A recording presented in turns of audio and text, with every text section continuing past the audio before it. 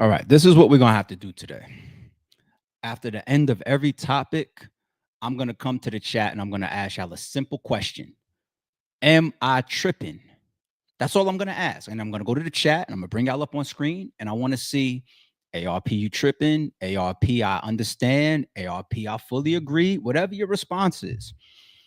Because for today's topics, it kind of pushes me to a point where I just gotta scratch my head and say, I understand the rare breed thing, right? Y'all know where rare breed came from, like the name rare breed, got it tatted up here, right? It was before RBE even existed. Me and my brother Shot both got it tatted. We both explained this to y'all over the years.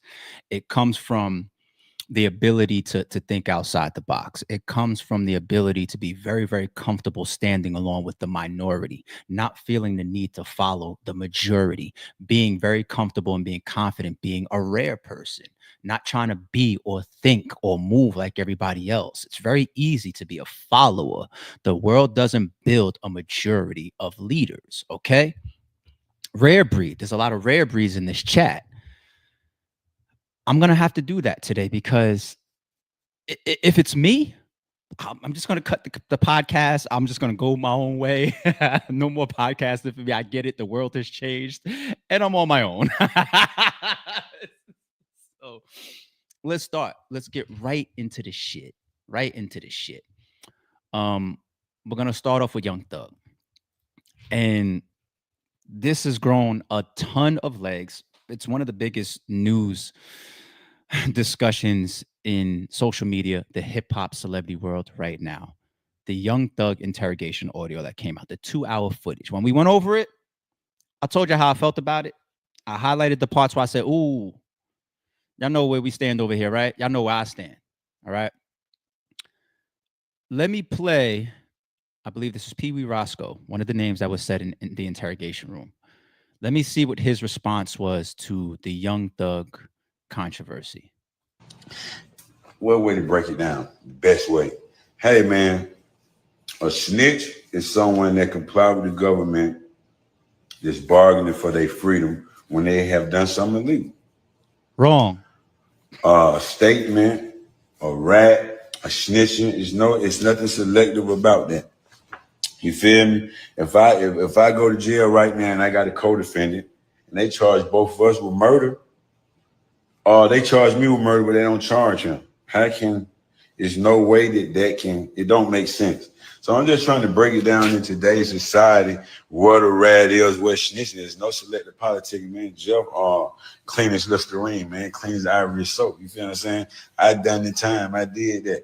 That's what you're supposed to do. When you go in interrogation room, that's what you do. He told you, man, we sell the Wayne Carter weed. What the fuck is wrong with you? Well, my first time watching video from Pee Wee Roscoe. So all respectfully, young man, I don't know you, and I'm not even trying to call you out your age like that or belittle you or nothing like that. I feel like I'm probably older than you. Small disclaimer for people that don't watch this podcast, don't know me from back home, don't know me from battle rap, don't know me from the Sorry Is True podcast, haven't got a sense of who I am, what I represent. Let me give you just a small backdrop. Number one, I think I'm older than most of y'all artists these days, right? I'm not a child, okay? I'm an old fogey ass man. I say that sarcastically yet in jest with this chat and on this podcast all the fucking time, all right? I'm just gonna guess. I'm probably older than you, Roscoe. I'm older than Young Thug. I'm older than most of these rappers, okay? Here's another thing too. Let me get on the fucking bigger screen. We're gonna have some fun today. Oh, fuck that. For the Roscoes, the Young Thugs, the Gunners, for everybody on the internet. Let me say this. I'm with y'all. I totally understand that 98%, that's a real number that I believe, real opinion. I'm not exaggerating. 98%, if not more, of the podcasters, bloggers, trolls, comments, media platforms, at least 98% of the people online that react to legal, especially street snitching based situations, haven't been there themselves. At least like 98%. I'm not within that 98%. I'm on the other side, the minority of that. So it doesn't really fully qualify me. Everybody is entitled to their opinion. I just want to make that clear. I'm not the guy on this podcast that'll sit here and just talk about interrogation room politics. And I've never been there. I know what it's like to sit in front of that detective and be questioned. All right. Number two, another disclaimer. It is very, very possible, to all of you guys credit, the rappers and the people that say these type of things on the internet, it is very, very possible that my old ass has evolved out of what today's understandings, terminology, and definitions are. That's very possible. I could just be the one that's wrong. I say that respectfully. I could be wrong. I'm an 80s baby, so I come up in a time where your definition of snitching it's incomplete. It's extremely incomplete. Okay. And if the streets, which I am not a street nigga, I'm a tax-paying, law-abiding citizen. If the streets and today's generation and the hip-hop community and snitch or the criminal world and culture has evolved the word snitching and the definition of it, and I'm out of the loop, I accept that. I accept that. Okay. Let me correct what Roscoe said from my understandings, my teachings, my beliefs, my era. It kills me when somebody says it's only about like law enforcement or the feds or police. It's not. So he starts off. Let's play it again. Let's play it again real quick. I'm gonna show you where he starts off incorrect. Way to break it down, the best way. Hey man, a snitch is someone that comply with the government that's bargaining for their freedom when they have done something illegal. Extremely incomplete. Extremely incomplete. And be careful what we teach our kids. Would that constitute a snitch? Yes, but that's like one of the variables, or that's like one of the examples. Question to the internet, question to the chat. If I'm in college, a grown ass man now in college, I'm 21 years old in college or some shit like that. Okay. Me and my roommate, okay, we both come up with a scheme of how to cheat on a test. We both figure out how to text each other or show each other answers to the test. Whatever. Okay. I get caught. We execute our plan. The teacher or the professor turns around, catches me, doesn't see that he's involved in it, only catches me, sends me to the principal's office. The principal says, I'm going to expel you unless you tell me how you got the answers. And to not get expelled, I give up my roommate. Am I a snitch or not? That doesn't involve the government. There's no criminal charges here. That doesn't involve police. It doesn't involve the feds. I'm not in the detective's box, right? Did I snitch or not? Yes or no? Fucking killing me. Snitch, snitch, snitch for sure. Thank you, chat. Yes, yes. There's not a single no in the chat because these people are correct. Yes, that's a snitch. You want to know what makes me not a snitch in that situation? I'm not that guy's roommate. I have nothing to do with cheating. I'm taking my test straight up. They grab him. Whatever happens with him, happens with him. And then they come and they grab me because I was sitting next to him. And they say, do you know that he was cheating on his test? And I say, yeah, I know. And then he gets expelled because I'm a witness, right?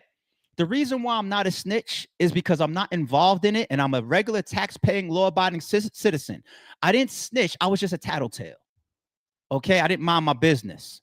That's not snitching by street and street definition. What I did, it's just some tattletaling shit. Morally and principally, it's whack. But I'm not a snitch if I did that. It's a fucking I could be a little geek, fucking nerd, not into nothing. That's the grandmother in the window. That's the grandfather in the window saying these little boys is on the corner doing shit. that they're not your snitches. They're your tattletales. Okay? You grow up understanding, stop snitching on your friends, snitching on your brothers. Okay? If you into the mix with whatever activity and then you get confronted or have to deal with authority figures, stop fucking telling me that it's only government, feds, and cops, because y'all be the ones that if you don't know snitching, you might snitch on somebody if you don't know what it is. An authority figure can be a lawyer, a judge, a principal, a teacher, a fire fucking fighter, a police officer, a parent. If me and little Timmy go to the store and we both steal and I get caught, but Timmy doesn't, and then I tell his parents that he was stealing too, I snitched on him. And then he gets his ass whooped or he gets punished by his parents. That's snitching. Authority figures is not just police.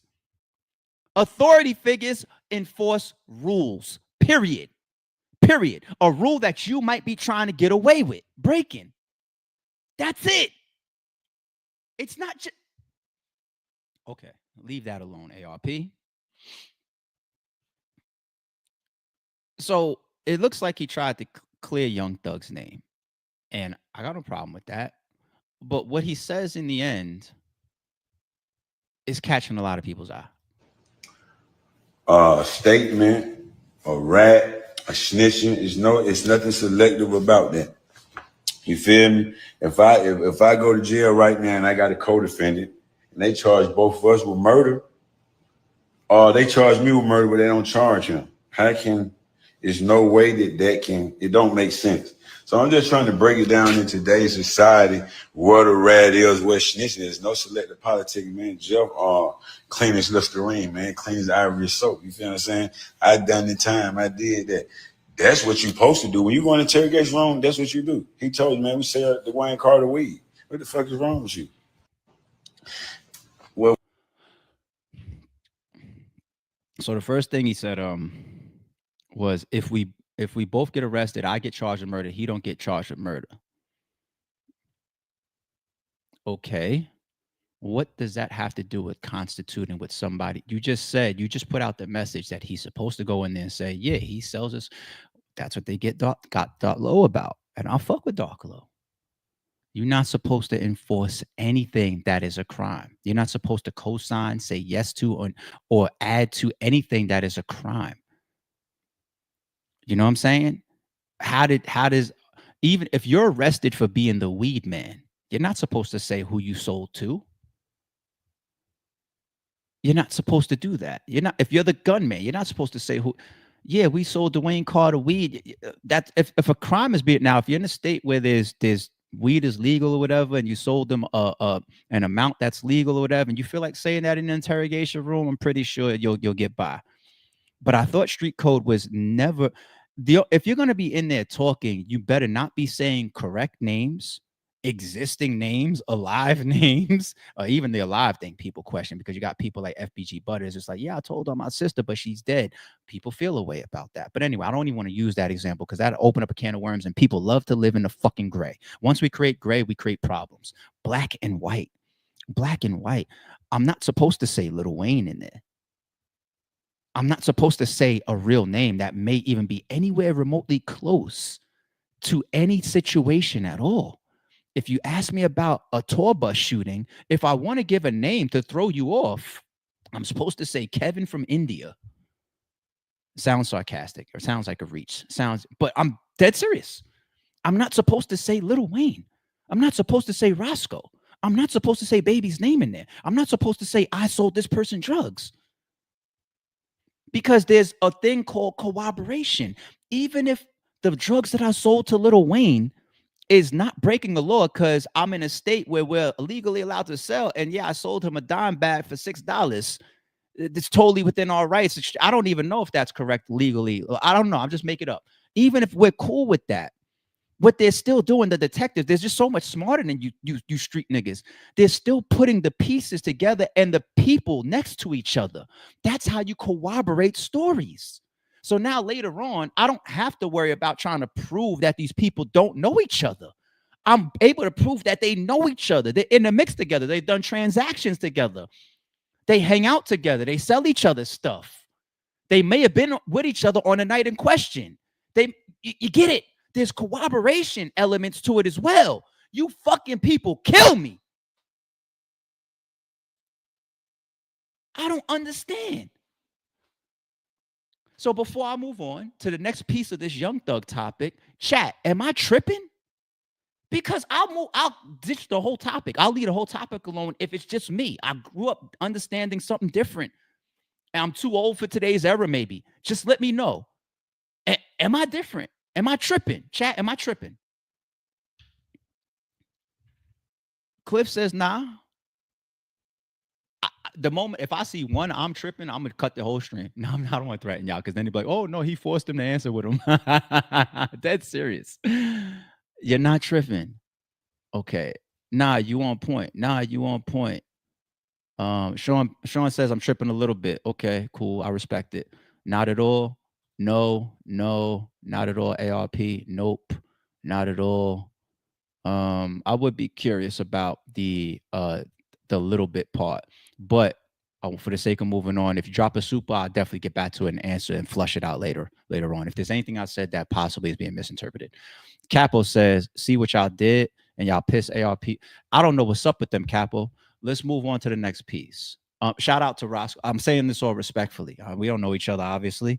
It almost seems like he's trying to help his friend because the internet is on Young Thug's heels. It seems like he's trying to help his friend. And I think people are a little bit smarter than that. Look at this first comment. A snitch is someone making statements to police. He's wrong. A snitch it can be way more expanded than that. We just went over that. What this means for us with jobs. That's funny. Look at this one. Man, y'all picking shoes. Shut up. You're all telling. Gunna fans are bitter, laughing my ass off. Look at this one. Now niggas want to be technical. Man, I'm done. We saw the tape. If openly bring up names and admit to criminal activity, you're snitching. All you should have said was lawyer, lawyer, lawyer. That's it. So name dropping, not a form of snitching? ? They're killing him in the comments. In the interrogation room, you should ask for your lawyer to be. Let me leave this alone. Let's move on because we got a lot today. Who is this?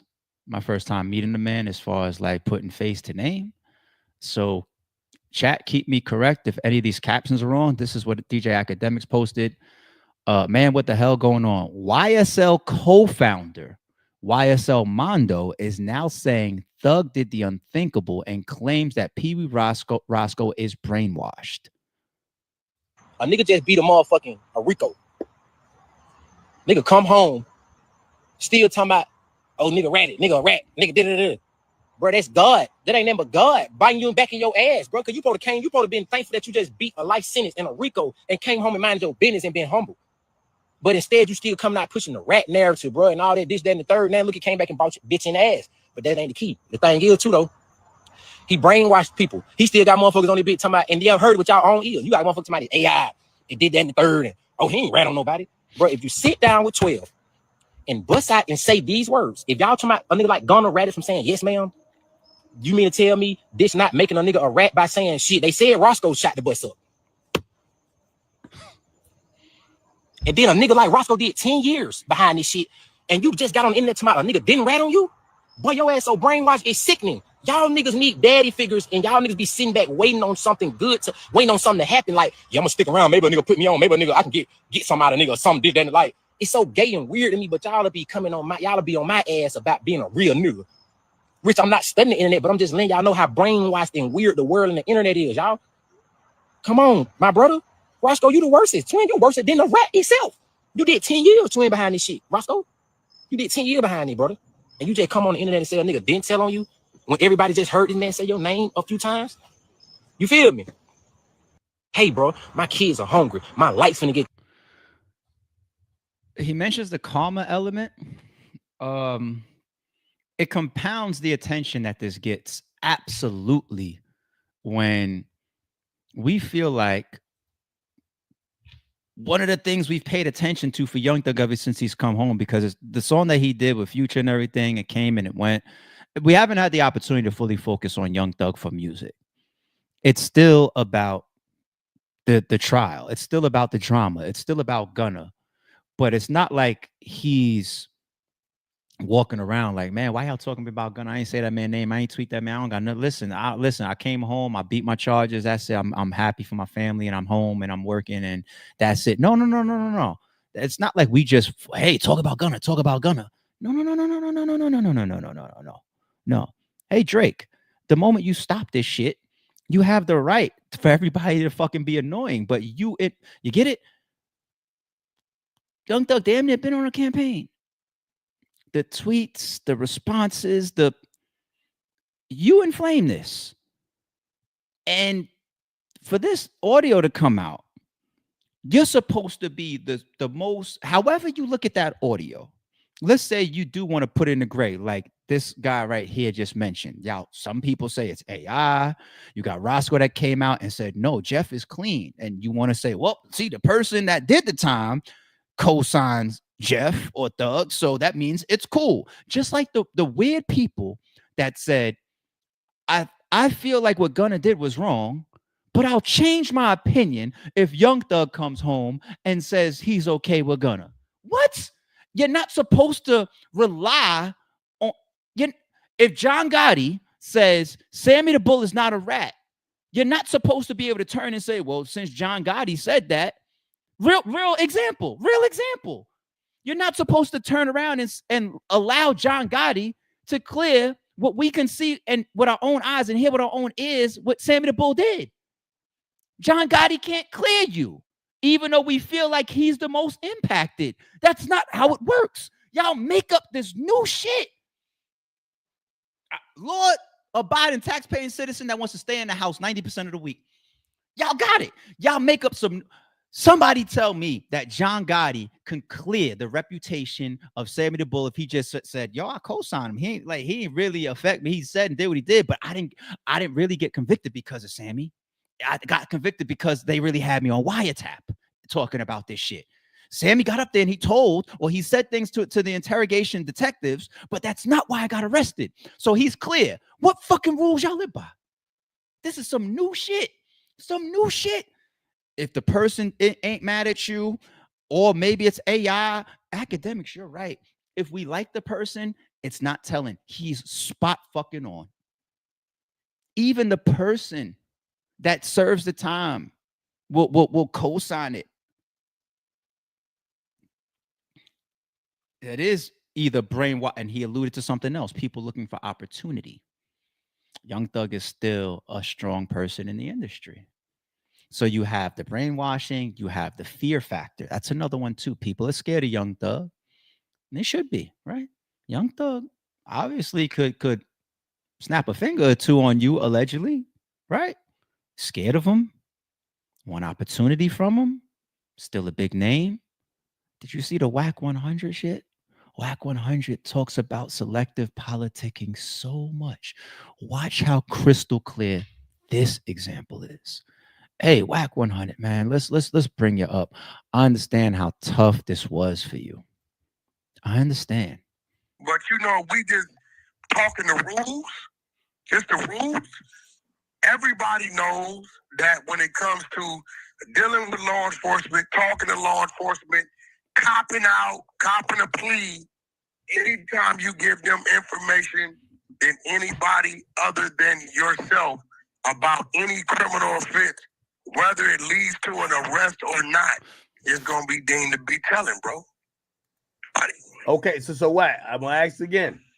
If you had to say it right now, did Young... Thank you, Whack, for saying whether it leads to an arrest or not. Thank you, because there's so many people on the internet that say, like a King Yella, show me who got locked up behind what I said. Huh?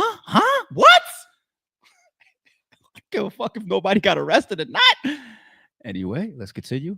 Thug snitch or not?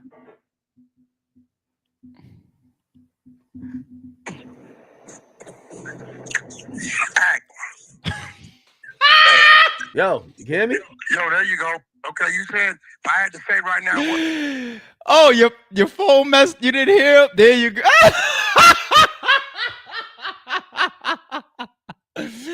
Collect your thoughts, nigga. Oh shit! No, one more again. Bring that back. Bring that shit back. That motherfucker had such an obvious Yo, you ever ask somebody a question and then their response is what? Huh? But then before you say anything else, they start answering. It's like, I get it. Give yourself a chance to think and process this. There's a million other questions in the world. Whack 100. Boom, boom, boom, boom, boom, boom, boom, boom. Answer. I want it. A nigga struggling right now. I wonder why. Because you're not being 1000 on your own shit that you run around preaching with the 100 side and the exposes. Black and white. The moment you go gray, I gotta look. And I'm telling you, I could understand being in a spot where I'm like, oh shit, I want to create gray. And I told y'all how I would handle that. I just wouldn't say anything. I would stay the fuck off the internet. My bad, I see a little spider web there. I would stay off the internet. If I'm like, oh, one of my homies did something that's questionable, or I don't want to add to this, or I'm not sure, or I want to create gray area. But shit, I gotta stand on what I've been saying for the last 30 years, which is it's not supposed to be gray area. It's supposed to be black and white, right? Then I just can't get on camera and talk about it. That's the only way. And Whack, you know what this call is. If you know that this is too tough because you want to keep your alliance with Young Thug, get the fuck off this phone call. Not.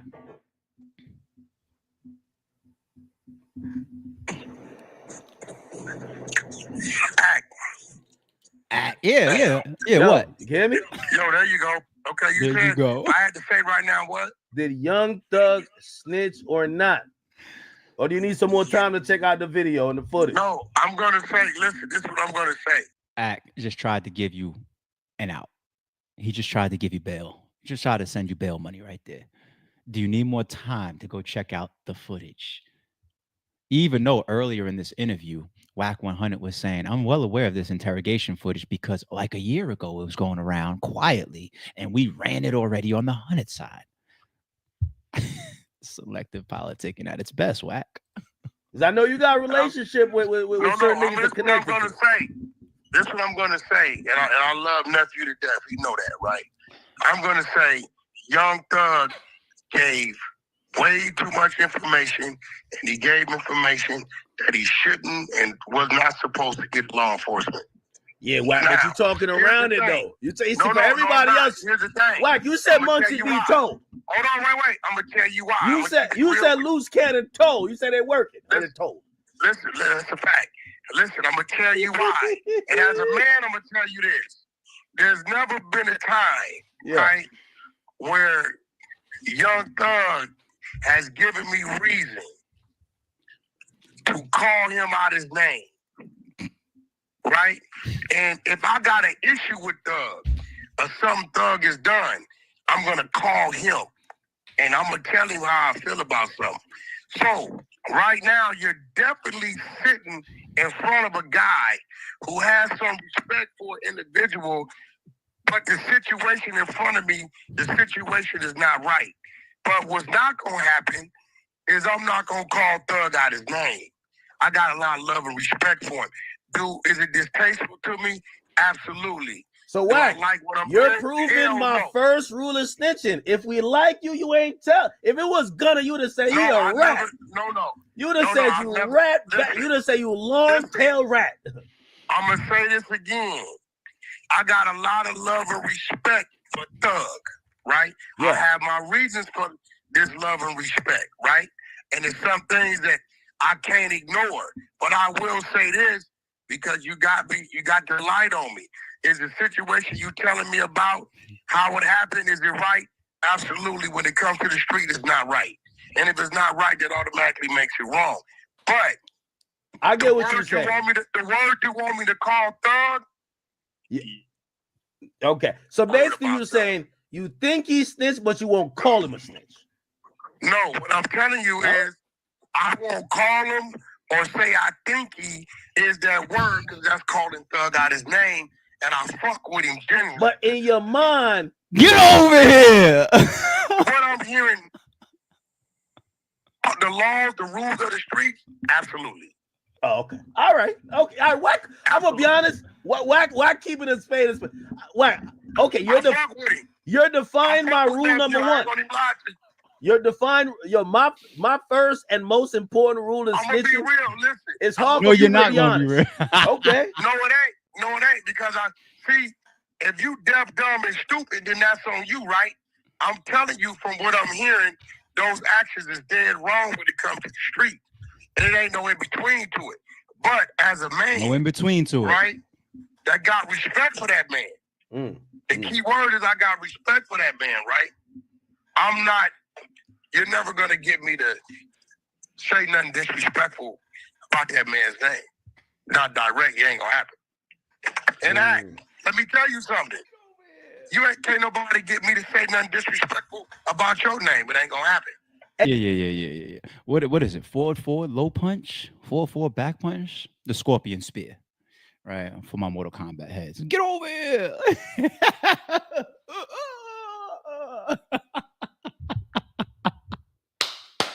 I gotta use my scorpion more often for situations like that. I gotta grab my scorpion. Yo, Whack, you absolutely proved the academics point. And he did clearly, all jokes aside, he clearly said, if you hear me, I'm telling you, there's no in between. It's wrong. It's not. But the word that you want me to call him, he's talking about a rat or a snitch. He said, I can't because I have respect for him. And because of our relationship, if I ever want to call him out of his name, I'm supposed to call him. It's not supposed to be me popping up on the internet saying. So he's creating like a branch to if the main question is the trunk of the tree, he's just creating a branch. It's still growing out of the root and coming up with the rest of the tree. He's just creating a branch to kind of like, don't make me internet academics say all the way because I want to keep my relationship with Young Thug and I respect him and I fuck with him. We both allegedly blood, or you know what I'm saying? I understand. I wouldn't want to be in that spot. I wouldn't want to wake up and a close friend of mine or a homie of mine or somebody that I have a network with has that audio come out, and then here I am with a podcast, or here I am always talking about the hunting side or rare breed or what, right? And then here I come on podcast and the whole chat is like, so ARP, your brother, or your cousin, the one that you always say his name, the one that we always see you with, the one that you always running around next to and upholding. And that's one thing I'm glad I'm saying this right now. If they're on my gram with me, you got to uphold me to it. You know what I'm saying? Anybody else, I'll come up here and I'll clarify. That's a friend. That's a brother. That's an associate. That's a business. I will 1000% get those separations. Like, no, I only see them at battle rap events. Like, nah. Nah, I booked them work once. Don't fucking call me because I ain't doing that. Adi Boom, y'all deserve to question me. I'm visiting the man on Christmas while he's in jail, sending money, checking on his mom. Yeah, y'all deserve. Ask me how I feel. I get it. I had outside of battle rap relationship with him. Yes, yeah, I gotta stand on that now. You know what I'm saying? And it's either I'm gonna pull a whack or I'm not. You know, but that's clear for us, right? That's clear for us. All right. This next one, another guy I'm not too familiar with, but the internet that's covering this. Y'all put this in front of me. Lil Duke. Who's Lil Duke? Y'all hit me. Lil Duke speaks on Young Thug's tattletale allegations. Just heard this nigga say I broke his heart. A nigga that was in there talking about me like a dog. We understand you told the cops that was your gun, but why tell them you gave it to me to get back at a rival, which was in my plea? Those was your words, shaking my head. You the weird one. I'm going to leave this one because I don't have enough knowledge on it and backstory on it. I don't know. But it's a broadened light because of the Gunna Gunna getting beat up by Young Thug's fans, followers, friends, like let's say a little baby. You see people coming out and saying, "Who Gunna? No, I can't do no on Drink Champs. I can't give him no beats because of Young Thug." So all of this around Young Thug that he cultivated, as well as people loyal to him, fuck with him, fearful of him, friends of him, whatever. He's not supposed to be a guy to have anything to come out that's even questionable. That's the whole point.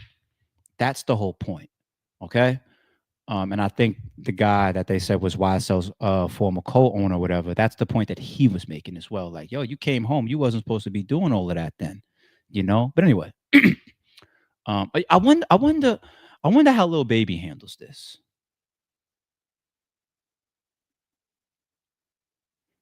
Curious.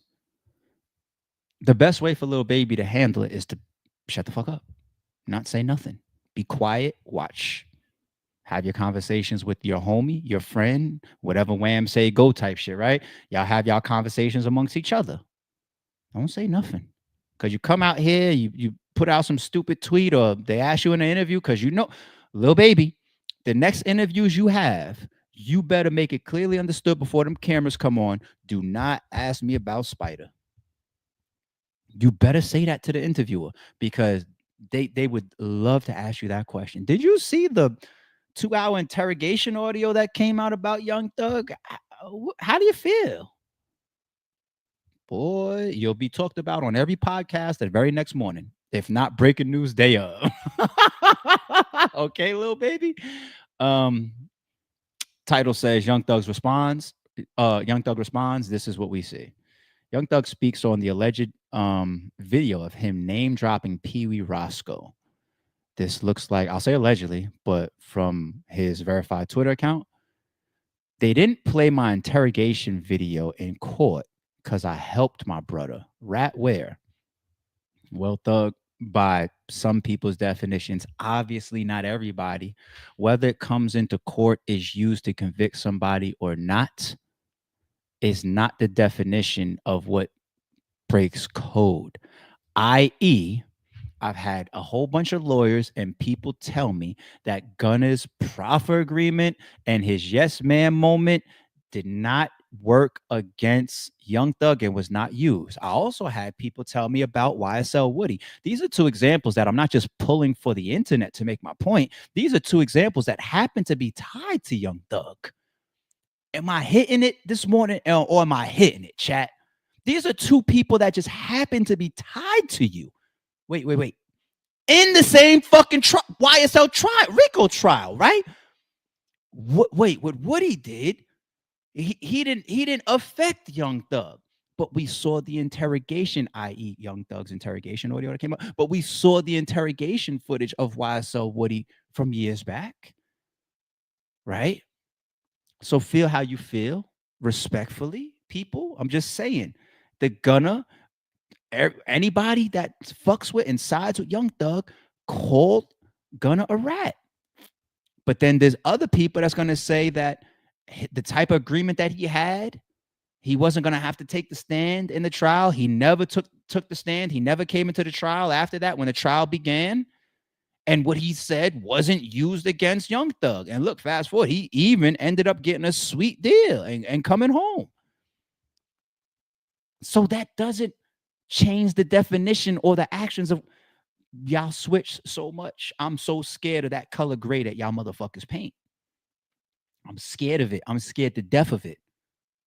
So Young Thug, respectfully, I don't know if this is a good tweet. Because it shouldn't matter whether anything came into court or not. I still walked into the precinct. I'm using me a hypothetical. I still walked into the precinct and said, Kevin is on that corner at 6 a.m. moving weight every night. They never went to pick him up, but I still walked into the precinct and said that. I don't walk out without the ability of not calling myself a snitch. I just snitched. It's just whether I don't care if it's used or not.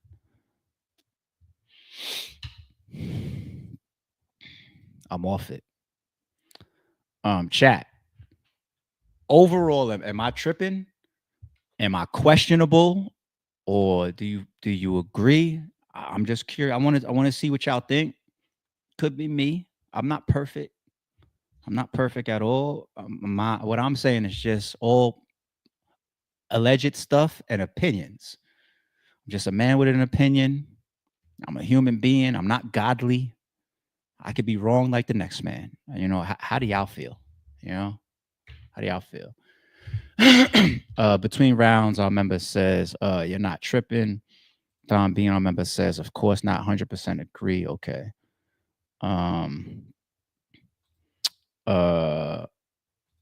Kelson says, you're reading the situation correctly.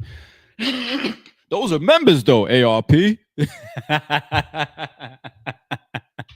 Right?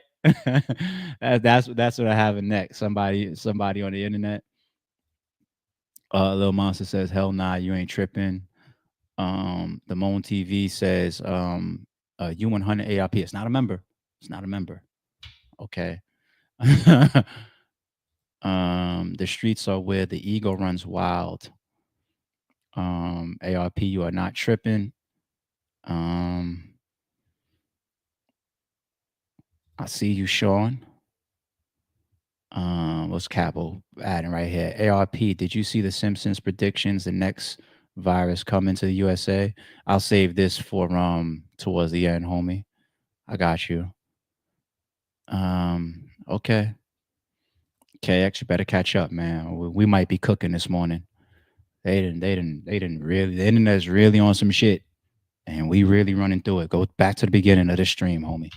This is one of the ones where we gotta watch from the beginning. You can't come in and skip nothing.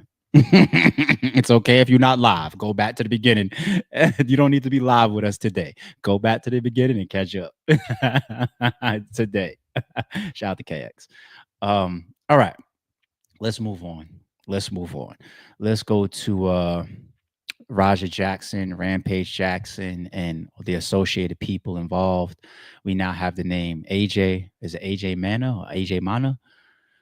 So AJ Mana is the guy that did was Cowboy Hat. We saw footage of him on Raja's stream walking down the hallway. Hey man, listen, make sure when you get in there, give his ass a receipt. And if anybody has a problem, I'll jump in there. He was one of the people that's clear as day on footage helping with this idea of Raja to get into the ring, coordinate this, set this all up. He's walking him around with VIP access, talking to people, setting it up for Raja. Raja's following him, taking notes and all this type of shit. Doesn't change what Raja did, you know, but what we're doing is we're only expanding people. I'm not removing blame from Raja. He is the main to blame, okay? What I'm doing is I'm expanding us to making sure that we also see the other people liable to the situation. Okay, we knew AJ was always going to be a big piece here. So with the internet getting on his ass the way that the internet does, he did an interview. I don't know if he should. I don't know if you need yourself a lawyer right now, but he did an interview with CT Fletcher. CT Fletcher is a respected guy from the bodybuilding community, the gym gods type of community, the hardcore weightlifting community. I don't want to see him in this video. I think you could support your homie if this is a homie of yours, and you don't need to do this video with him. Because this is a big and a bad. Anyway, CT is not going to be really a focal point. But let's get into skipping around. This is an hour and 30 minutes. We're not going to watch this whole thing, people. I'm going to skip around and try to catch some big points from the guy speaking out. Best believe he's not going to take the full blame. So he's going to be talking about other people in here. We have to talk to somebody who was actually there, who actually knows the behind the scenes shit, the real fucking story. So AJ Mana is here. I've been knowing him for quite a few years now, and I have known nothing but good from this young man. He's here. He was fucking there. We know that. Was his guest, and he's going to explain to you in his own words what the fuck really happened. All right, before AJ, before I let you go, let me let all the people that's in the live stream know if you got any comments, any questions. If we have time, we'll get to those. Leave those in the comment section. Also, super chats are open. If you want to donate to the show, hit the super chat button. You can donate to the show. We appreciate all the support you guys show the FYL podcast. Let's get all that out the way. But right now, AJ, before we do anything, like Pop said, at the end of the day, all me and CT got is opinions. All everybody else has is fucking opinions. Yeah. You were actually there. Raja was a guest of yours, so I want you to talk about that. Honestly, talk about whatever you're comfortable with talking about, but this is your story, and I want you to tell it. Well, I'll start off with an old saying. We all are very familiar with it. Opinions are a lot like assholes. Everybody's got one, and they all stink. Let's just clean them up and deal with the facts. So my standpoint is, I'm not dealing with anything with regard to speculation, rumor, hearsay, anything of that nature. I will deal only with my personal experience. I will deal only with the facts as I witnessed them and as I acted, as whatever came out of my mouth, wherever these 2 feet went, and whatever I was involved in. Guess what? In a video that was over an hour long, hour and 30 minutes, hour and 20 minutes, whatever it was. In that entire video, you will only see my ass 8 minutes. 8 fucking minutes was my activity in that entire thing. I had the. I don't give a fuck. I don't know what point he was building up. I was listening to him like, ooh, okay. He was building up to a big punchline and said something that made no sense to me. I don't give a fuck if the video was an hour and 20 minutes and you're only for a total of 8 minutes. You obviously counted, huh? I hope you don't think that you're gathering that as a defense for yourself. You want to know why? Here you got a meeting of goons and shooters and henchmen and talking about this elaborate plan of how to rob the bank and then kill the cops and do this and shoot out if this happens or whatever. And the main leader, the main guy, the boss walks in real quick and says, y'all situated? And everybody turns and says, yes, boss. He says, okay. And then he walks out. He's in this hour-long meeting or whatever for a whole of 3 seconds. He's cool now? Shut the fuck up. Immediately off rip. Either you are not that smart with some of your statements or you're taking me for a fool. So now I'm on guard watching your fucking shit. These are the lawyer corners, the fake junior lawyer corners of the internet. You got to be careful, man. The least amount of involvement in this shit. Because it's 28 minutes. I'm taking the most of the heat for it because what's happening, I won't get too deep into family ties and shit like that, but it's very obvious. It's easy to go ahead and throw me under the bus. Very AJ, before you go on, let me let the people in the comment, because the comment just popped up, and let me say this: if you go come here and talk shit, I will boot your ass right out of this live stream. Let's make that real clear. You calling somebody a punk and all of that shit, fuck that. You will get your ass booted out of here real quick. Straight up. Go ahead, AJ. I'm a very humble, kind, and respectful man. I stand by a moral code. Not just from that stems from the Marine Corps, stems from my upbringing as a fucking man. One thing I am not gonna ever do is double cross another man. One thing I will never do is set up another man. What you don't know about AJ Mana, what you don't know about fucking Andre, fuck the gimmick. Fuck the gimmick. This is Andre talking, nigga. You don't like that I say nigga, guess what? I'm from Compton. I left Compton when I was 12. I was adopted into a Samoan family. You know why? I don't know my father. He said I left Compton when I was 12. That was the first reason why he gave for saying the word nigga. He said, but then you ruin it by saying I left at 12. We kind of look at 12 as when people start to either get active, come off the porch or whatever. So around the time when you can get intertwined in what's happening in the reputation of Compton that you just tried to use, you left. You're 0 for 2 in your big buildups. I fucking hardly even knew my mother. Yeah, I'm a nigga. Didn't know that, huh? AJ Mana, that's a fucking moniker. That's a gimmick. Nigga, this is Andre. My life is ruined because of your speculation. My life is ruined, and you know who you are because you decided to throw me under the bus to protect your own image, to protect what you perceive to be your own good name, when your name really ain't shit to nobody no more because the facts are out there. And I'm not afraid of you motherfuckers anymore. I've been afraid of you for 6 fucking years. I'm not fucking afraid of you anymore. You know who I'm talking to.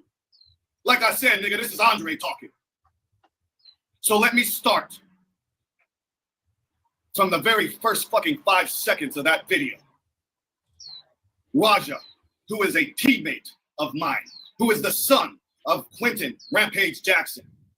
The man, not a character, not what was worked into a fucking storyline. Like I said, let's deal with the facts. Fact, he was a guest. I didn't bring him to the show. I was a part of the show. Fact, I am not a promoter. Dumbasses, I am a talent. Fact, it wasn't even my idea to have a storyline with Raja. Why? I have no creative control. I don't own the fucking company. You finally got a good one as far as for defending yourself, and you're talking about people that threw you under the bus. Let's be clear, and I'm being serious here. No bullshit, no sarcasm, no extra. You're also returning the favor. You're throwing people on the bus right now, and that was the first time where he's pointing towards the promoter. I'm just a worker. I'm just a wrestler. I don't make up the shtick. I don't make up the show. I don't create the treatment. It wasn't my idea. I'm not the promoter. So you also are throwing people under the bus, but all y'all are pointing and shooting guns at each other at this point because there's a lot of drama behind the situation. I'm just making sure we identify that, right? Okay. I carried out what was told to me to fucking do. Fact, I was unaware that by carrying out what I was told to do, I would then be scapegoated to protect them. Okay. I do believe that or agree with that from the chain of events that I remember seeing back then after Raja got hit with the can, right? The first person that interjected the idea was the guy that looked like a sumo wrestler or whatever, that was shirtless. He is now being pointed to and identified allegedly as the promoter. I thought he was back there looking like an E Honda type wrestler. You know what I'm saying? Allegedly. He's now being pointed to as being the promoter, allegedly. Okay. I do remember from the course of the stream, Raja stream, I do remember that allegedly he was the first person to interject the idea. So AJ is saying the promoter, I followed suit, but there is another clarification you're going to have to come up with, AJ, which is in the whole when you said pretty much allegedly in so many words, which is what we're all interpreting, hit him for real, the receipt, right? Unless there's a different definition for what we're saying here. I mean, all right, well, let's continue though. Okay. Raja gets to the door. Unbeknownst to whoever was working security, again, and I'm not gonna do names. That's what I'm not gonna do. The way I come up, I'm not gonna say no names. I'm just gonna say the promoter. As if we can't just walk in there and just say like, all right, who's the promoter? Yo, hey, Compton guy, just calm down. You want to do this stream, which is already a bad idea. Don't get mad at us for now reading you line by line. You put yourself out here for this. This is not a good idea, but since you did, calm down. You're mad at us. And you shouldn't be. You're mad at the wrong people. That chat will be in here asking questions that you're not going to like. You don't name drop. You just spit facts. Y'all can fucking put 2 and 2 together on your own. So. Dare I say that's rat-like behavior right there. Like let's be real, people. I can't tell y'all. I ain't gonna say names. But if you could put 2 and 2 together, it's the promoter. Yeah.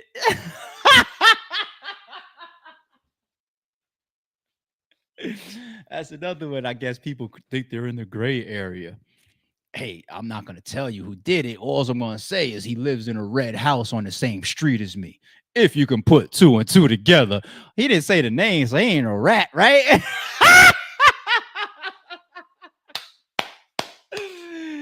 '80s babies, please unite, because we got to understand how much things have changed. If it really did change, or people just saying this when their feet is in the fire. I don't know. We got to figure that out. I don't know, man. Homeboy didn't know that I had spotted a VIP ticket for Raja. There's always been discrepancies when it comes to this ticket sale shit. I've always had a good amount of people support me. For some fucking reason, the numbers just never seem to add up. Gee, I wonder why. Could it be my pockets were always empty and as y'all's were really filled? Do I really need to get into that?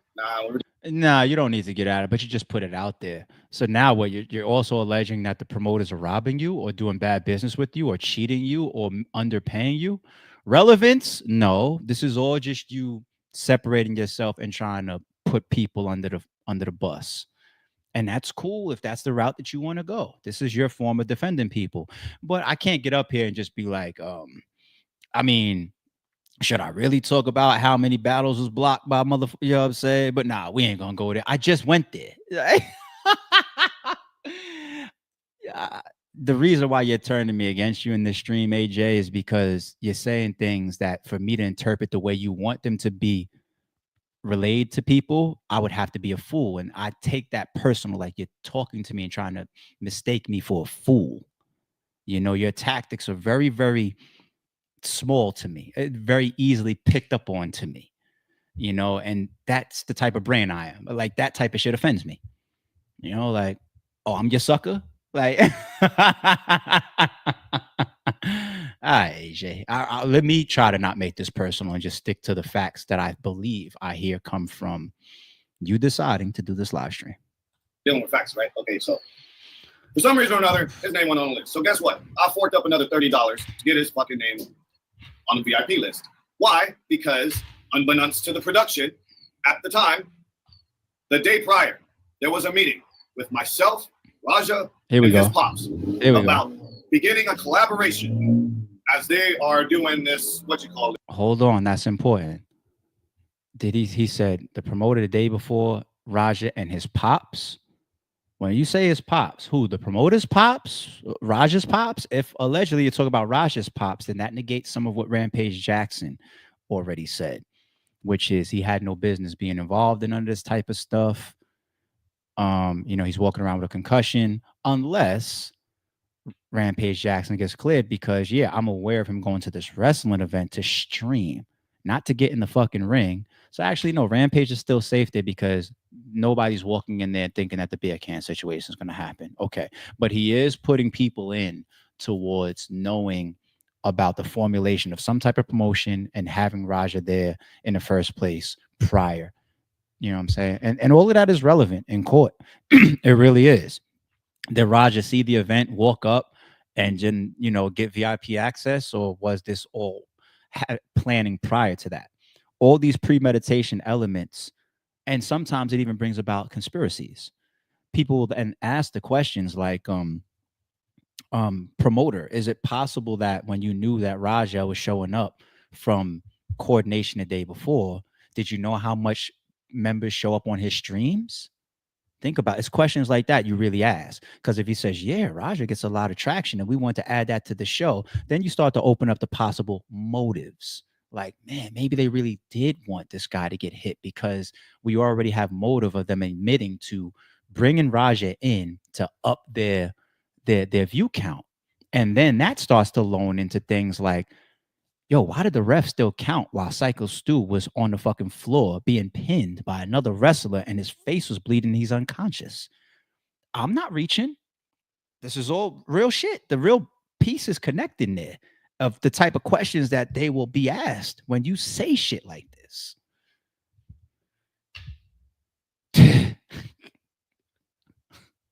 All right. Shit, dude. This live stream shit. Okay. What was that? It was kick live stream. Right? That's what it was.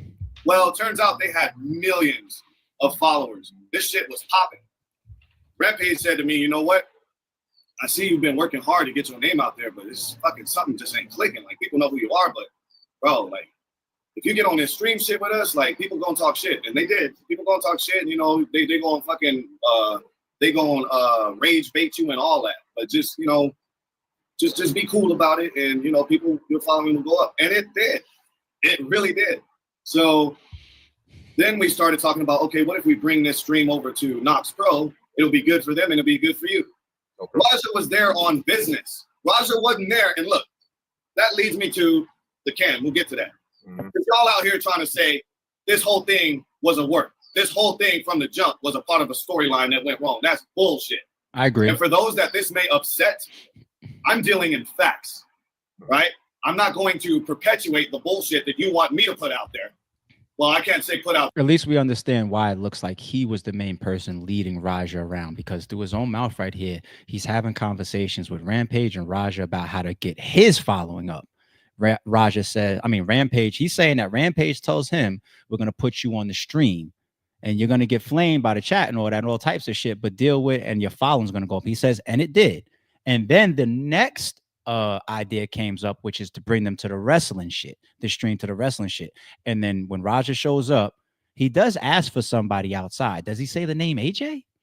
I don't want to bring it up right now. I'll go find it, but it's very possible when he gets to that door and they're talking about the list for entry, he says, I'm with AJ. Does he ask for AJ? This guy right here? Because this is all coordinated at that point of bringing him in.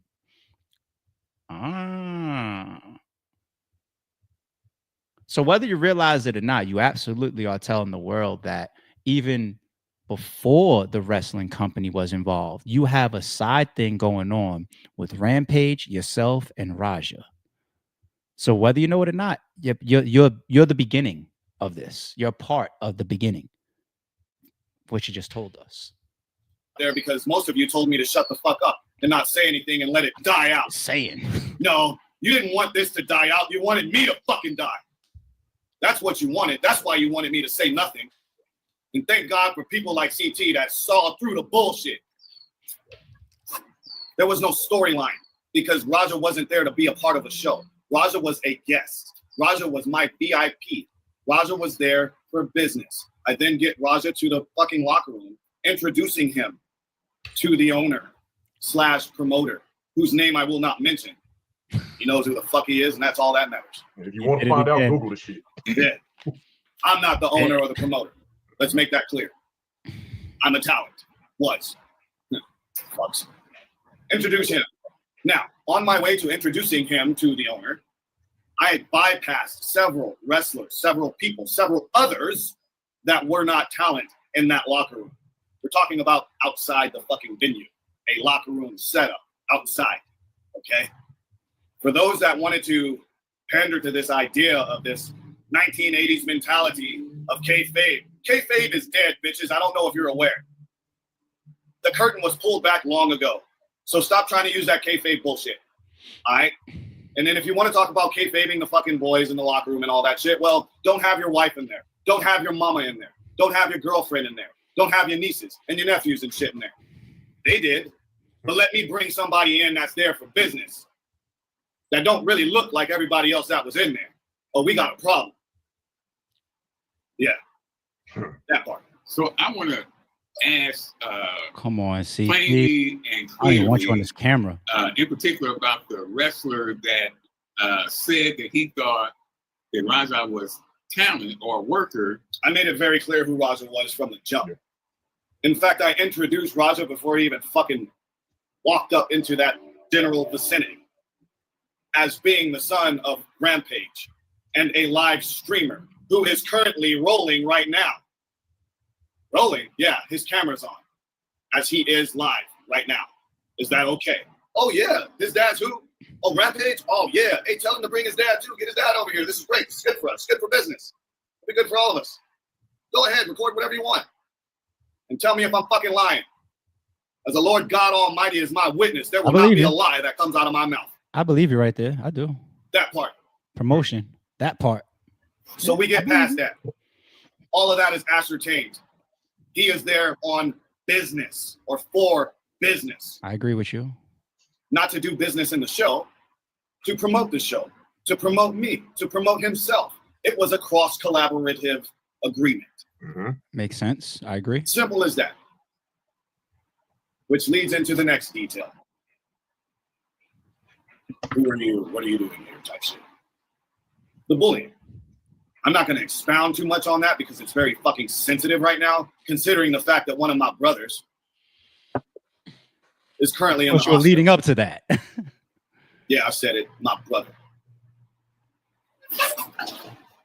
He's got the same fucking tattoo on his fucking forearm because he's a cowboy from the fucking 666 Reds, just like myself. Y'all want to suggest that somehow I would set up my own brother? Y'all want to push this fucking narrative that me, not the gimmick, the fucking human being. Yes, that's a good question. So they made it into a. Yeah. I'll give you some response to that since you asked the question. I know it was a little rhetorical, but I'll answer the question. Me personally, and I don't think I'm the only one. I think a lot of people don't think that you or anybody else in that building planned, expected, or wanted Psycho Stu to get punched 20 plus times. And that's also exactly why Raja will remain the main responsibility to this situation. The center. That's why. I ain't changing from that. But there will be people, maybe possibly even authority figures, that are going to want to prove out, is the company, the owner, or the promoter that you threw under the bus several times in this stream, is he looking to do something that's a little coloring outside the box, let's say, for views or attention? And when it comes to you, are you possibly doing something that's willing to color outside the box because you are there to propel your profile for yourself as well as the company or whatever, right? You already laid that groundwork for us, okay? And then the third piece is, even if it's just the one punch to be real, which you said in the hallway, when you're in there, give him his receipt. You know what a receipt is, right? And if anybody has a problem with it, I'll get in there. So, yes, you are on camera, allegedly, at least setting up something which appears to be allegedly outside of Psycho Stu's knowledge. I don't know, or we haven't seen on the stream, or I don't know if you're going to try to tell us, or if Psycho Stu is going to tell us eventually from his recollection that somebody told him you're going to possibly get hit maybe at least one time. Because I keep hearing about, especially from the guy that jumped in and saved Psycho Stu, right, that it was about a two-leg takedown, right, or him to get in there like tackle Psycho Stu. And him being grabbed like that is another reason why we see Psycho Stu still complying when Raja lifts him up. I don't have any information of anybody telling me yet that even one real punch is part of the show. Okay, dude? So I'm answering that on a serious note. I'm not even getting at him right here. Pay attention to some of the internet and move accordingly. Work after the altercation. After the altercation, yes, sir. Mhm. After the fact. After. Now let me get to that. Y'all saw the fucking video. I don't even know why there's like questions about this. It is so cut and dry. It's so obvious. But y'all let these celebrities fucking get on here that you've been marking out for fucking years and just gaslight the fuck out of you. The proof is in the fucking pudding. Yes, he went too fucking far. We don't have to ascertain whether or not he went too far. We're not there yet. Mhm. Like I said, I'm going to take you through every fucking experience I had. I'm trying to absolve myself right now of these false allegations that I somehow. I know you are. What was the term? I prompted the or somehow was attempted attempted murder, an accessory to attempted murder. Now that's a very fucking serious allegation. AJ, That's what he's scared. That's what he's scared of, and he should be. Accessory to attempted murder. That's what he's worried about. he said that we no way condone unaliving. You can't say that anymore. Unaliving. All the actions of Raja. Now, I don't condone everything he done, but there's more to the story than you know. And that's why this conversation is so important. I didn't get, which is why Pops hit me up like, get your ass to my house. Because I tried. Like I said, I was told to keep my mouth shut. So I tried to handle it in-house. Most of the entire fucking group is pointing fingers at me saying, that's your boy, you're responsible for it. I am not responsible for what another grown-ass man decides to do. I'm not. there's two sides to the coin. Like, technically, I understand what he means by that. There's always that legal side of it, though. The enablement, you know, that's just not how the law goes, you know, and that's not how them courtrooms go. You know, I'm not the one that robbed the bank. I didn't even know they was running in there to rob the bank. He just told me pull up next to the bank. But now here I am facing 3 years for accessory to robbery as the getaway driver. You know what I'm saying? Nobody gets to play the card in court of I'm not responsible for what another man does. It doesn't happen like that. You know, and I do understand if I'm in his shoes, I understand it. I'm being dead serious. I understand it. Like, how do I make sure that I don't get charged being accessory to an attempt if at worst all I wanted was for Raja to throw one little chin check to get his can back, you know? But it's the chain of events, you know, because if they say this introduction or this promotion and then this decision and then this can and then this other decision and then this idea and then this interjection of a punch or a receipt and then the enablement and then the placing of him and then him getting in there and then him carrying it all out and doing and then go flying off the hinge with it. You don't just break the chain of events and just nobody's just going to skip to Raja. That's just not how it happens. What happens is the main person, the shooter, gets the life. The person that may have called the shot might get life too. Or the person that let you in might get 5. The person that left the door unlocked purposefully so the bank could get robbed might get 3. This is how it happens. The getaway driver might, everybody's going to catch something. Unless you get up there and work it out for yourself. And start throwing people on the bus. Talking about the promoter. But I ain't going to say his name. If I have a brother who decides to break into someone else's house. Go ahead, go. And shit in their kitchen sink. Is that my responsibility? No, not fully, but partially. If you gave him the idea to make a mess in the kitchen, you get it? Are you with me? Or am I just smarter than you? You get it? I just told you to go over there and make a little bit of mess in the kitchen. I didn't tell you to shit in the sink. Well, but he's shit in the sink. Well, me, when I come home and I see my kitchen like this, I definitely want the person that shit in the sink, but I want to know how he got in. I mean, I gave him the key, but I just told him to put the spoons where the forks are. You get it? Don't ask me questions because I will answer them, sir. That would be theirs. Although there is a connection, their actions are not mine. Their actions. I do not. Just still get in trouble. All right, I gotta fast forward a little bit. He's annoying me. Before we went live, you were talking. I mean, if you're okay talking about it, just how this has impacted your life, your personal life. I got a call from my fucking job. We saw the TMZ video. You're an accessory to an attempted murder. We gotta let you go. Oh shit. I can't fucking wrestle anymore. It is. I'm gonna pay my fucking bills because y'all niggas want clickbait. It is a big situation. This ain't clickbait, dude. Go look at Psycho Stu in the hospital. It's not a clickbait situation. And it sucks that all these people are being impacted, but this is where they talk about responsibility for one's actions.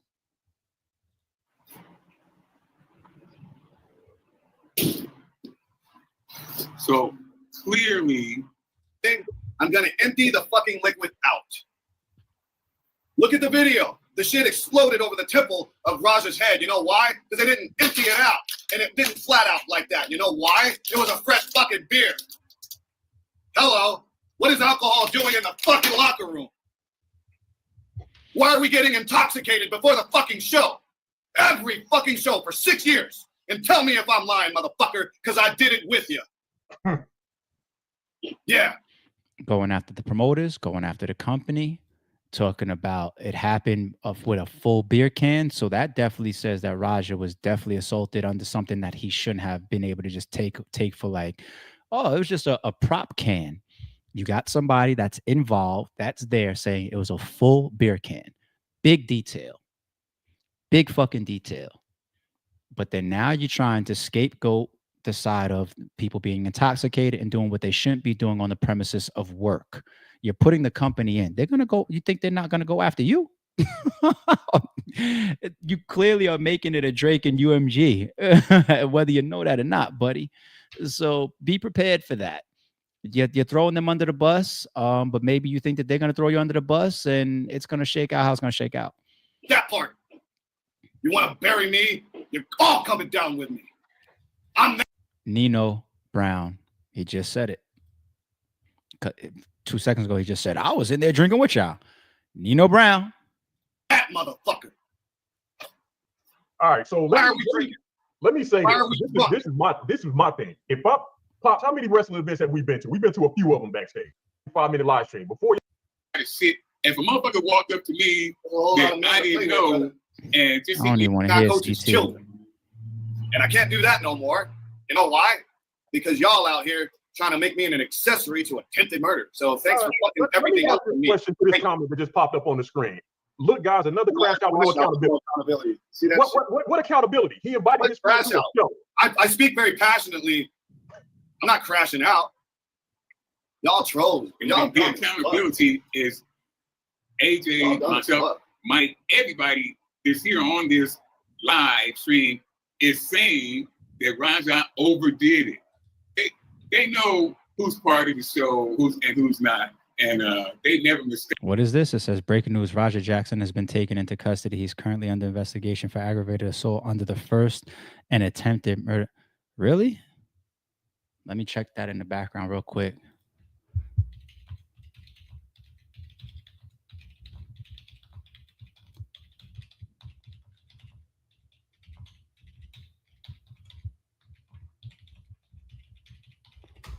Was that just a comment in their chat when they did this interview? Was it yesterday?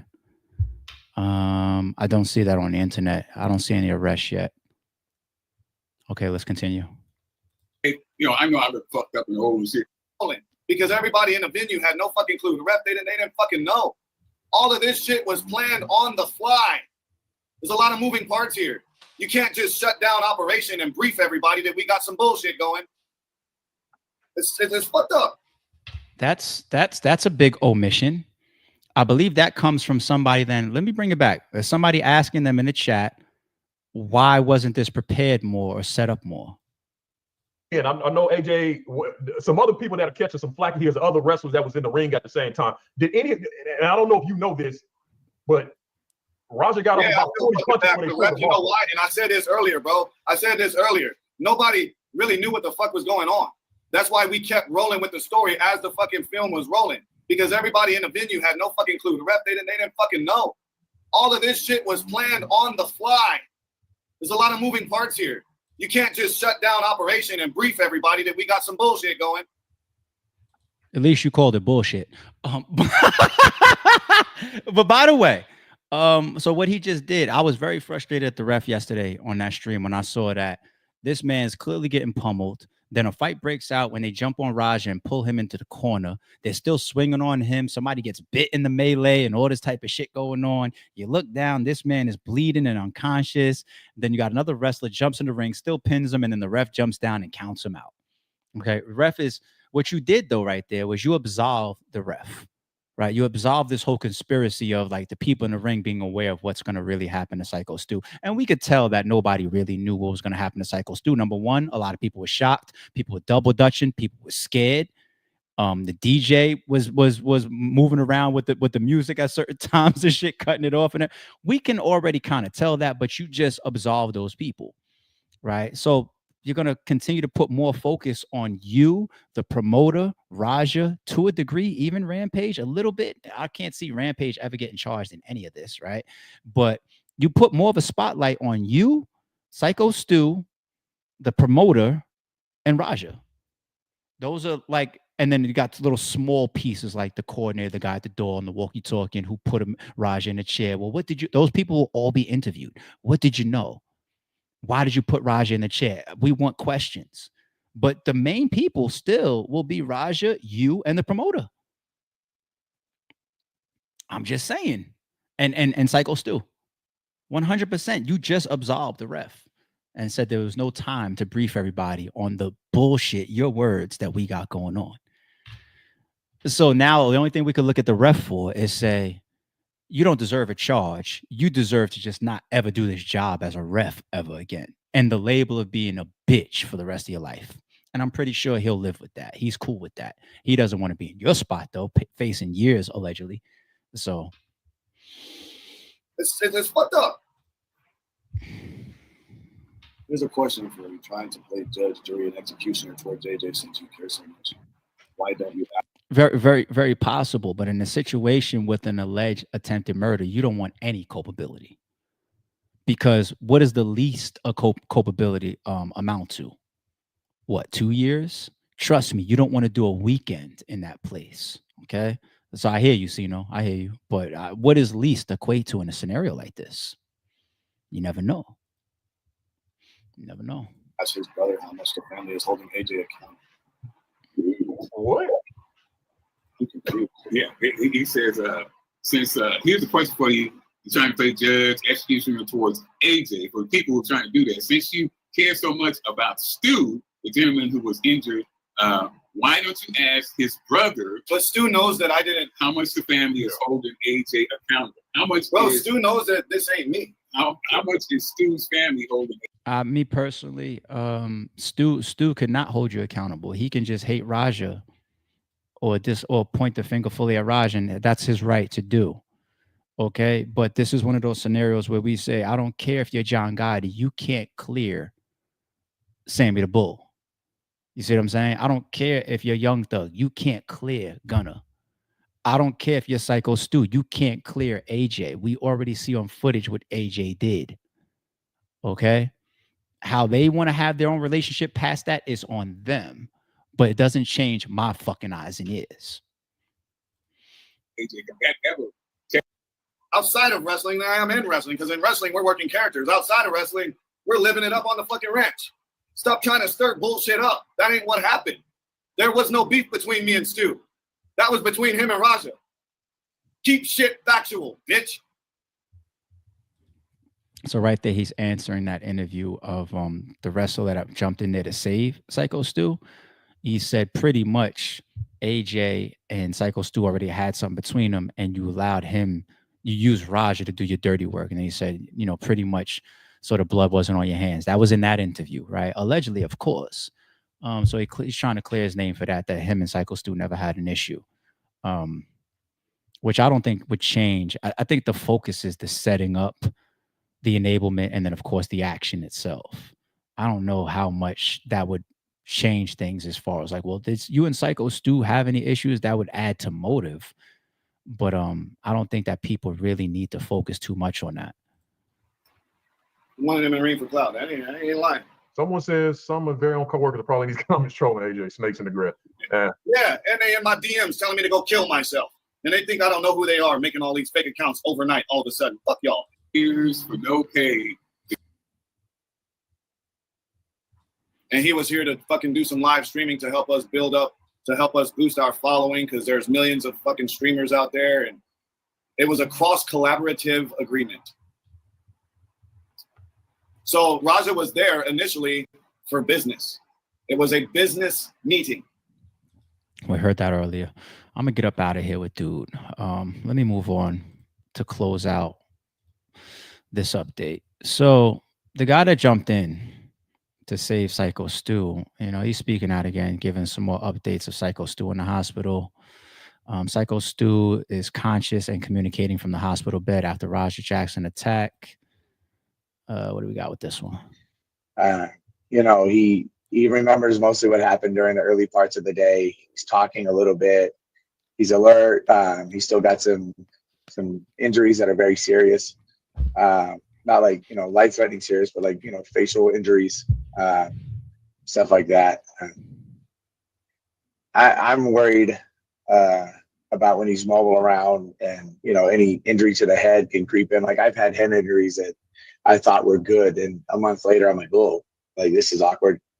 So I'm just worried, like he's going to miss a lot of work. He might need therapy and I might need a lot of things. So to me, it's just, do as much as I can for him to be able to bounce back, you know, and recover, because that's kind of like how he functions. He likes to work hard. He likes to do things. He likes to be busy.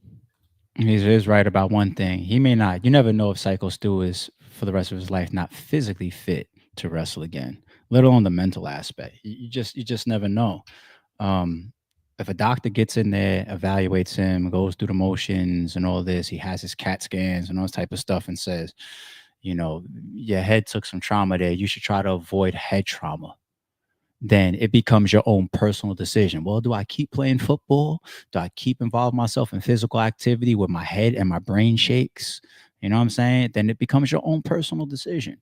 But it is very, very true that that type of stuff could pop up later on. This is when you start seeing people that have like concussions in a bad football hit, knocked unconscious in a boxing fight or something like that, hit their head hard, you know, on something, ends up in the hospital. But then, you know, later on, every once in a while, migraines, random headaches that are not even tied to dehydration, or, you know what I'm saying? It's a real thing how the body responds to some of this type of stuff. Hell, you got people with broken bones that complain, ever since I broke my bone and it rains, my body feels away. The climate and the humidity in the air changes how my body feels. Like, it's a real thing. You know, he remembers mostly what happened during the early parts of the day. He's talking a little bit. He's alert. He's still got some injuries that are very serious. Not like, you know, life-threatening serious, but like, you know, facial injuries. I don't condone violence or hate towards anybody. You know, even Raja, some of the things I'm saying, like, I felt like he was led into that. You know, the person I'm really mad at is the worker that brought him, you know? No, got it. We was just watching the interview of, he's on AJ's heels, B. To me, I feel you're responsible for if I bring a guest into somebody's house and that guest starts jumping on the couch and breaking windows, it's my job to remove that guest. You know, I don't condone violence or hate towards anybody. You know, even Raja, some of the things I'm saying, I'm one of these people, like I believe in forgiveness. If Stu's not pressing charges, I believe that maybe they could work out a deal where he gets some mental health. He has to. I do agree with him when you say, like, if I bring a guest into an establishment and they act inappropriately, it's my job to remove that person. And he's speaking from a passionate place there, even though he's not turned up here, is because he's the one that jumped in the ring and tackled Raja. But the guy that not only through his own words, right? I'll still say allegedly, you're the person that is in the middle of Raja even being there. You're also somebody that's co-signing and walking him around the building after the can incident to set this all up and tell him to give Psycho Stu a receipt. So he has a lot of involvement and culpability there. Yet he's not the one that's there that jumps in the ring to stop this or oversees it. I think in that stream, he might say allegedly. I skimmed a piece of it. I might have caught it earlier where he says he was outside during the incident. So why aren't you even the one that's there? Because I think he says on the stream, like, they came out, it's like, yo, we need people that's big guys to come and hurry up. I do agree with that. You know, it makes me think of like a battle like Hollow versus Math, right? If you watch Hollow versus Math, shit, it even happened in the Hollow versus Math face-off. Hollow has a cousin that is, you know, he's a little flighty, you know? And in the battle, you see him interjecting at times where Math complains about it, like, yo, get him out of here. Like, he says things that's like street shit to in Math's direction and whatnot. And eventually, Hollow is the one that turns to him and asks him to go wait outside, because he really is there for Hollow. It's really, at the end of the day, Hollow's responsibility. Will the league have to play some type of part if something goes crazy? Math could turn to RBE and say, this is your stage. Yeah, I guess he can. You know what I'm saying? I guess he can. But I didn't bring this guy here. I don't know this guy here. Like, the first person that I'm as a league and a company got to get answers from is Hollow. Once again, who is this guy? He's my cousin. Why does he act like this? Do you know he acts like this? Like, should he stay? Should he go? Like, I booked you, you know? Now imagine if it's a situation where Math or the company aren't even aware of him about the pop on Math. You know what I'm saying? Like it just escalates things. So this guy is making a point as far as the guy AJ's involvement here. It's not bullshit. To spend time in jail, I hope it's very minimal. I'm one of these people, like this guy is trying to live up to his dad's reputation. You know, he's got these big things. And then you got a guy that's supposed to, you know, be a friend. And instead of being a mentor, you know, taking him back a second and saying, hey, bud, I know you're upset. I know you're mad. I know this happened. I feel like when you have somebody that's volatile, you see his dad's relationship, see how he interacts with his dad. And you can tell clearly he's insecure. You know, he makes videos about like how he doesn't have any money. Only his dad has money, like that. He has all this pent up anger, rage, and aggression. And if he were to just take all of that angry, like massive chaotic energy and he poured it into self-belief and like something good for himself, like he'd be a stud, you know? Like he's kind of on point there, B. Like the pent up aggression part is something that I pointed out when Raja was walking after the incident outside and they were still streaming him. He was like, because he was saying people plural. I'm tired of people feeling like I'm a bitch. Like he wasn't just talking about the guy with the psycho stew with the can. He was talking about plural. And a lot of people, that's why Rampage is getting backlash right now. The way you raise your son, the way you troll your son's insecurity, his pent up aggression. This was his full release right here. There are elements there. Doesn't change the responsibility of the moment itself. There absolutely are elements there. And dude also made another point, because then you got to ask yourself, how old is AJ? Because if you don't take the opportunity after these two men shake hands like 3 times to continue to de-escalate and be an OG and keep peace. OGs are people that already seen a ton of bullshit of how situations get worse or go bad or go violent. The OGs have already experienced that. That's how you've luckily made it to OG status or OG age. Those are the people that are supposed to turn back around and de-escalate. Me, I've saved and stopped 1,000,000 times more violence than I've actually been involved in. And that's my job. The older I get, that's OG status. That's OG behavior. So how old is AJ? To be a guy that watches these two men shake hands 3 times, right? And then say, give him his receipt. Are you conducting yourself the right way? I don't know.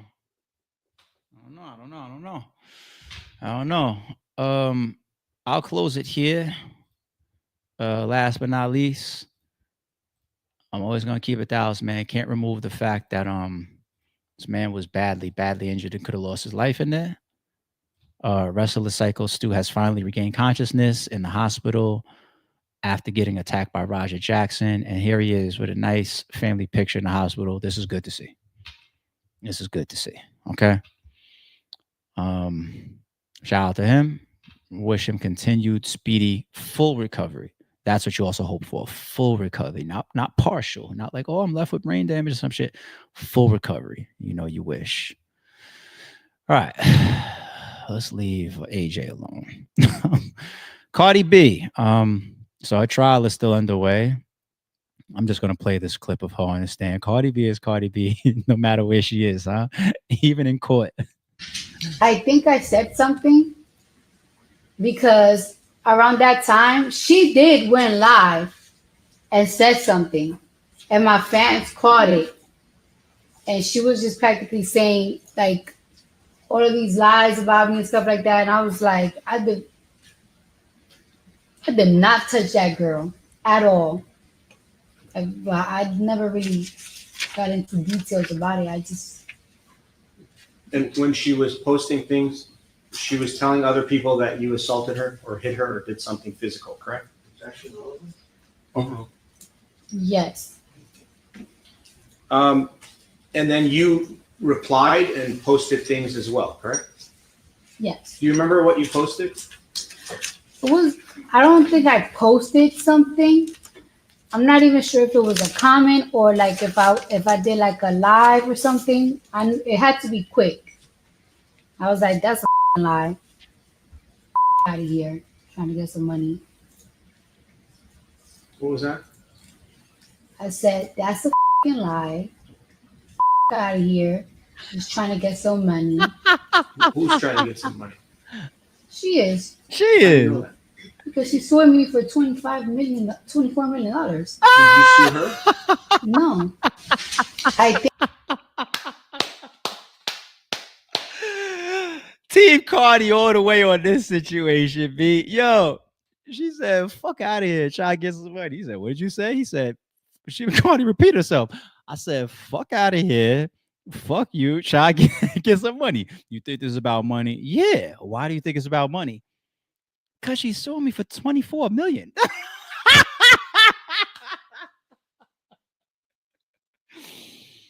And there lies my biggest issue. Security guard person, usher girl with Shannon Sharp, Averb. We'll do a top 5 at the end of the year. I promise y'all.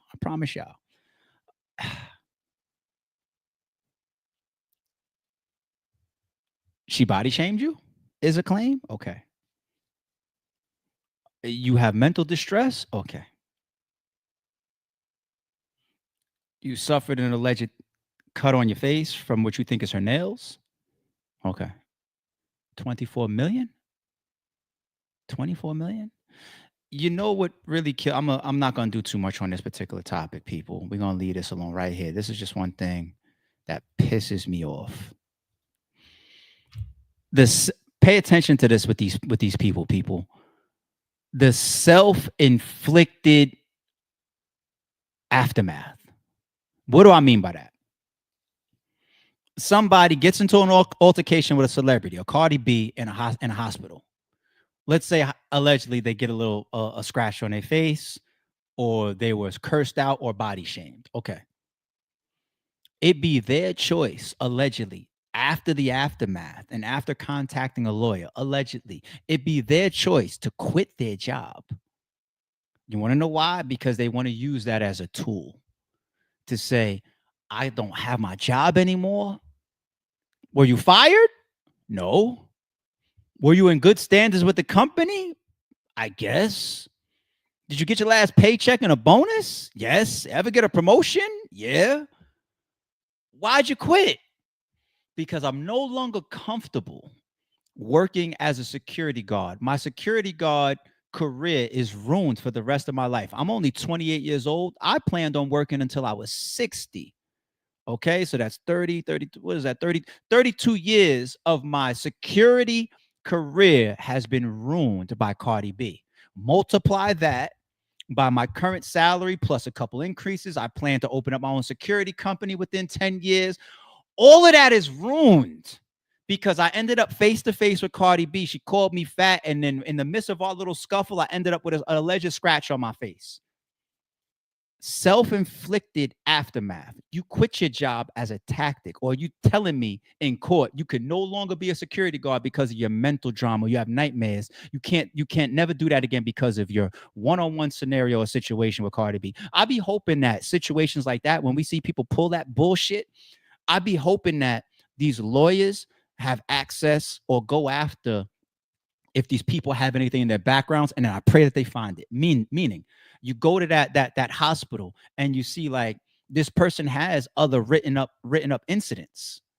You know, there was also an incident 2 years ago, even if it's just them, where they had to confront an irate patient and ask them to leave. Why didn't you quit here? Because the person wasn't Cardi B, bitch. Team Cardi B on this one, 100%. Even if Cardi B did wrong, I just don't like for people to jump out the window. And 24 million over what I see happen, this totally fine and fit girl that's on the trial testifying against Cardi B, you're fine, bitch. It doesn't mean that Cardi B, especially if Cardi B spit on you, and that's assault. That's nasty. Let her pay her fucking her fine and her tax for that. You know what I'm saying? She got to have self-control. If she really spit on somebody, that's disgusting. You got to have self-control. You shouldn't be out here moving like that, Cardi. But I have yet to hear anything that's even a percentage of 24 million. Show it to me. Show it to me. 24 million. You ready to go to battle rap? Let's go to Mase. Let's go to Mase. I got Easy up here too. I got some footage of Easy to block. Let's go to Mase first and foremost. Why am I going to Mase? For anybody that sees in the title that says Mase wrong, right? So some of us at this point know that Cameron and Mase, and we hear also some involvement for Head Ice. They got a battle rap tournament going on.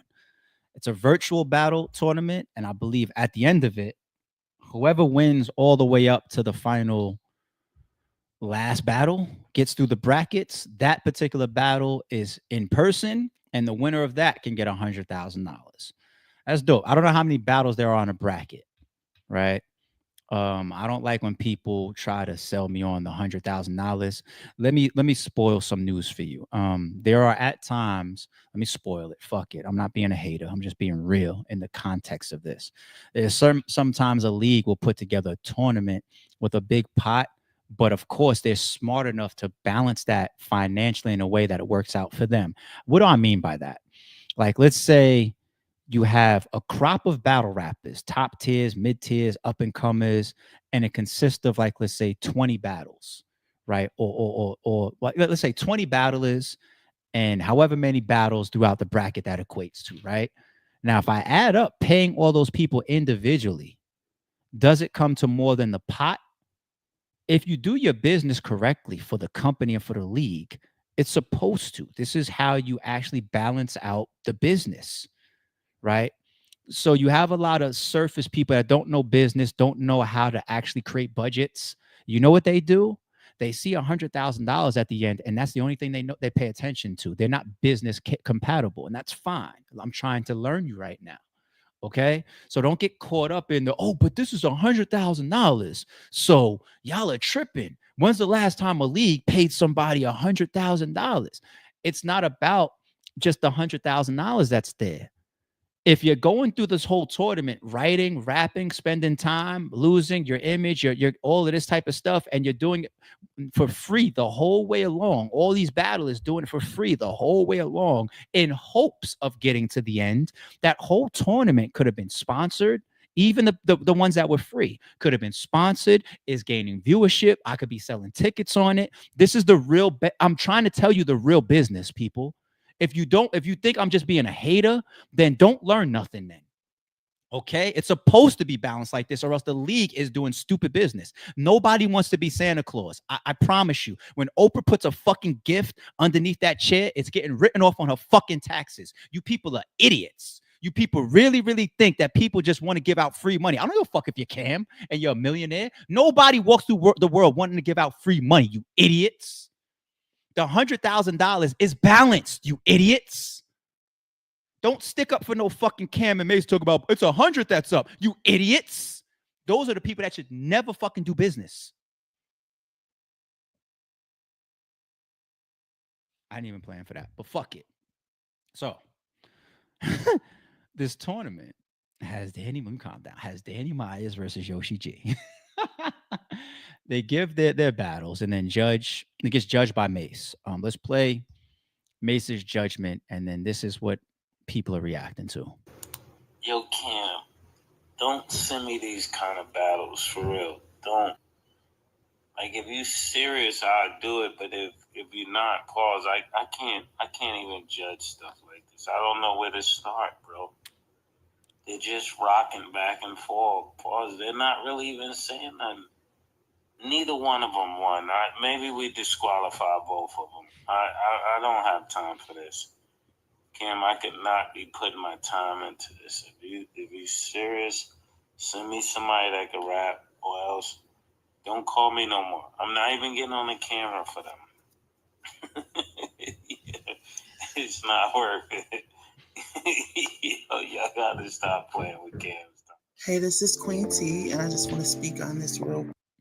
All right, let me shout out to Queen T. Let me pull up shout out to Easy. I saw Easy's reaction to this on Twitter yesterday. I said, well, let me just add this to the conversation because Easy is obviously respected. Easy obviously put in a lot of work, and Easy is not just a battle rapper, he's also a league owner. So I want to hear his reaction up here with y'all as well. So we wake up this morning, and then that's when battle rap. And this is really a message to battle rap, and this is about to be clean cut, straight to the point, right? battle rap, we do this shit all the time, bro. Like it's getting to a point that this shit is just like clockwork, yo. Somebody from the industry say something, everybody got to jump on board and talk about it. Oh my God, yo, he said this and he said, and this it gets, you know, the shine just gets way more because somebody from the industry said it, right? Like if somebody else regular in battle rap would have been like, yo, that shit ass, nobody would have said nothing about it. Let's keep it a bean here, bro. Nobody would have said nothing about it. And for some of y'all battle rappers, that's easy. I gotta get you a little bit, my nigga. You know, I'm always here for the regular debate, man. I love y'all niggas.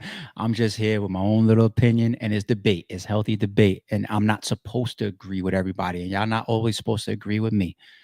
That's not a contradiction that you're giving, but let's if we're gonna call a spade like that. Yes, when industry people come in and they do something, it's gonna get more attention because they have bigger followings.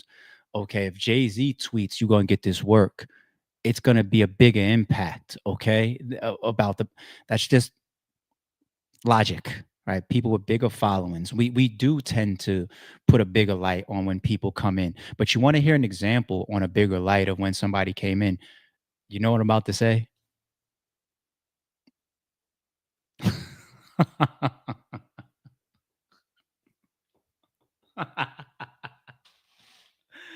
And it's not no diss or nothing. I'm being real shit. Remy Ma. Easy.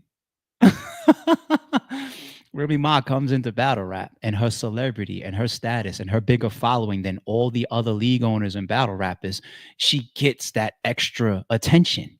People hold on to her messages more. She gets better traction with the battle rappers.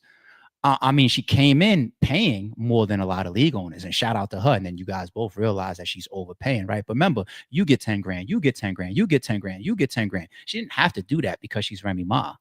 You know, I'm pretty sure when Remy first got here, there's a lot of people that say, I want to battle for Remy Ma because she's respected. She's a celebrity. We know her. We followed her. Like this is Miss Annie Up and shit like that. Like it goes both ways. You know what I'm saying? So abso-fucking-lutely. When Drake comes in and does something, people want to be a part of it. Cam does something, even if it's virtual. If I try to put together a virtual bracket right now, I'm gonna have more, and I'm a real player from battle rap. 10 plus years, blood, sweat, and tears that I put in this shit. But you want to know who would have an easier time putting together a tournament bracket with a bunch of free battles, even if there's a pot of 100 grand at the end? Cameron's going to have an easier time than I will because it's Cameron. Okay, so the same thing goes for Remy, my nigga. Let's be 1,000. Talking about, I'm disappointed in y'all. And I'm going to tell y'all why. Because it's a tournament, a virtual tournament that y'all know I don't really feel anyway, right? Same. Hold on, one second. Same. We're on the same page there. I'm only really with the virtual battles during COVID for the most part, to be honest. We like the face-to-face, in-person shit. It's a John. It's a virtual situation that y'all know I don't even really feel anyway. So I would love to jump on board with all the BS, right? With all the BS and be like, yeah, that John, yo, you shouldn't be saying that. You shouldn't be saying that. But then I'm just like,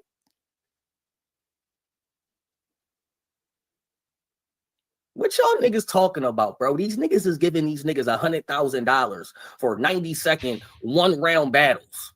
That's an inaccurate statement from what I know. You said niggas, which is plural. You put an S on it. To my understanding, one person, which is the winner at the very end, gets $100,000. It's not that everybody that battles on the way to the final battle gets $100,000. So what you just said, from my knowledge of the tournament, is inaccurate. Hold on, easy. And these niggas is at the crib, and they can do whatever they want. I don't care who's saying it. If them niggas think that nigga ass, then that nigga can think that nigga ass. That's just how it is. It's like, how you gonna tell another nigga that's giving out money to niggas for rapping, and now since he gotta be the judge, that's like getting mad at the judge. I'm giving you $100,000, and I gotta judge you to give. Yoshi and Danny got 100. So stop. Let me know, because you're making a point of Mase's This is why everybody's talking about Mase. His critique of the battle, which is Danny and Yoshi. Did Danny and Yoshi get 100, or do they have a contract that's going to give them a guaranteed 100? Because if that's not true, easy, the point that you're making right here is incorrect. And that's not an opinion. That would be a fact. You this $100,000, and I don't like that. I'm about to, and I say, yo, that shit corny, and you mad at me because I said I don't like that you asked, and I don't want to give you this $100,000. How could you be? Homie, there's a big difference there. If you're paying me $100,000, I don't give a fuck what you say about the judging of the battle. But does Danny and Yoshi have $100,000? If not, this point doesn't make sense. Easy. Do they? Is there 100 on the way? Is it guaranteed? Like, do they have a contract that says that? Yes, as the owner and the sponsor or the book or whatever, you have the right to judge and say whatever you want. If I paid, right, if I called you, Easy, right now, and I said, your contract is going to give you $100,000 to battle Goods, I know you would accept that because that's good money for the Goods battle, right? Full circle at that. It's simple, right? We don't even got to do the theatrics of a venue and all that type of shit. $100,000 to battle Goods. No, you battle Goods already. My bad. I meant to say Big K. Big K. All right. But also, this contract that's guaranteeing you $100,000. I have the right to talk bad about the battle. I have the right to not even release the battle. You know how many? I'm not gonna say you, Easy. I won't speak for you. There's a lot of battlers that's gonna say, if you decide not to release it, that's your problem. I don't care, because what's really making me agree to this is the $100,000. Okay. Actually, I can continue this point. There's some battlers that take that trade-off with the business versus being on the app. This isn't my opinion. This is what battlers have been saying for a long time. Any battler that signs a contract saying that I'm not going to be on YouTube, yet they want their battles on YouTube and that exposure, they are still signing on for an agreement. What's the agreement? It's that URL. I don't care if you want to put this on YouTube, Twitter, or the app. I'm agreeing to the business that you're coming to me with. So they can't complain that it's on the app. I hear you. But the $100,000 is negating your point, because does Danny and Yoshi have 100 stacks, my nigga? His face right here that it paused on accident is hilarious. I got you, Easy. You know me and you could debate this, on stream together too. You know that. Mad at the judge. Right? Once you sign up for 100K and you find out that one nigga is judging, so everybody knew that the nigga Mase was judging. You found out one nigga is judging. I'm about to be funny. If a nigga's giving me 100,000, right, and you tell me a roach is judging, and you still decide to rap, guess what? We listening to what this roach got to say. That's just how it is. So agreed. You're helping me make my point, which then makes me double back for the last time. I'm not going to drag it and say you keep banking on the 100 grand. Does Yoshi and Danny have a 100 grand? Are they promised 100 grand? No, they're going through the tournament like everybody else. Somebody got to win and get to the end. Anyway. All right. This is the last part that I want to say about this. But shout out to Easy, man. You and I both love to debate. That's why you here snapping, because you love your points and I love mine. You know what I'm saying? We alikes in that respect. So we could do it. Geechee owes me a debate too. Geechee said he on my heels in a second too, for when I inserted my opinion about his New York strip versus tomahawk steak. We're all peers. You know what I'm saying? We all peers. We all know each other. You know what I'm saying? We all respect each other, and we're not supposed to always agree with each other. So it's just reacting to each other at times and having good conversation. And we all have elements to us, or some of us have elements to us that really matter. Like the experience that I have in battle rap matters. The experience that Easy has in battle rap matters. Geechee matters. These people, they deserve to say their piece. So shout out to Easy. This is the last piece I want to add to this, though. This is why me personally, I can't speak for everybody else, has a problem with Mase. The way that he judged it, money on the table or not, the way that he judged it seems to just be out of touch. Now, did Yoshi and Danny give us a Loaded Lux and Rum Nitty performance? No, they didn't. Did I go jump out? I watched it. I'm up to speed. Did I go jump out of a window hearing certain bars from Danny, or saw some shit that Yoshi, an angle that Yoshi brought that made me stop everything I was doing? No. but it wasn't bad.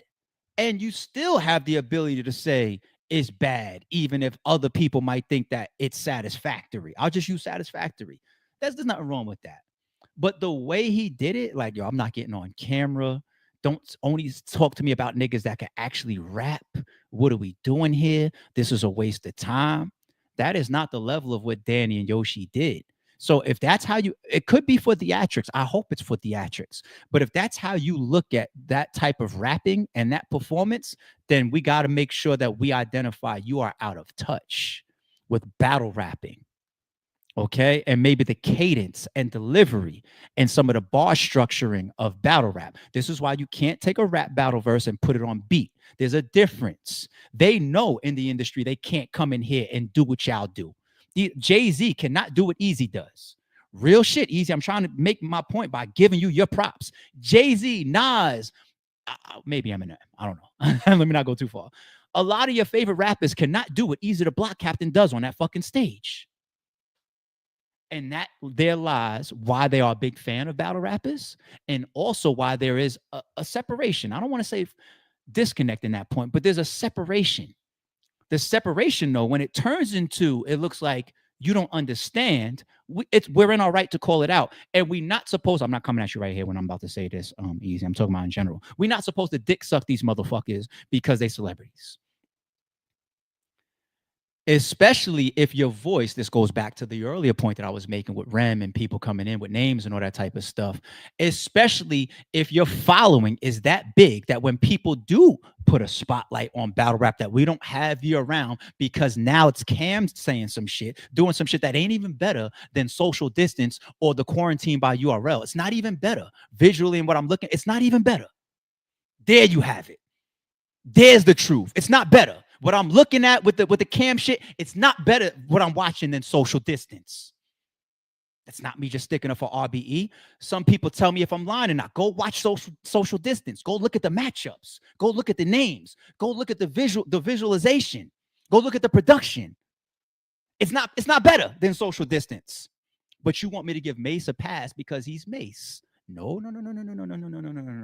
Shout out to Mase. Shout out to Cam.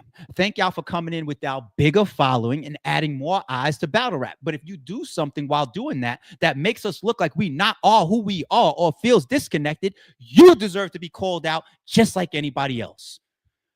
Let's try it again. The theme of this stream. Chat, am I tripping?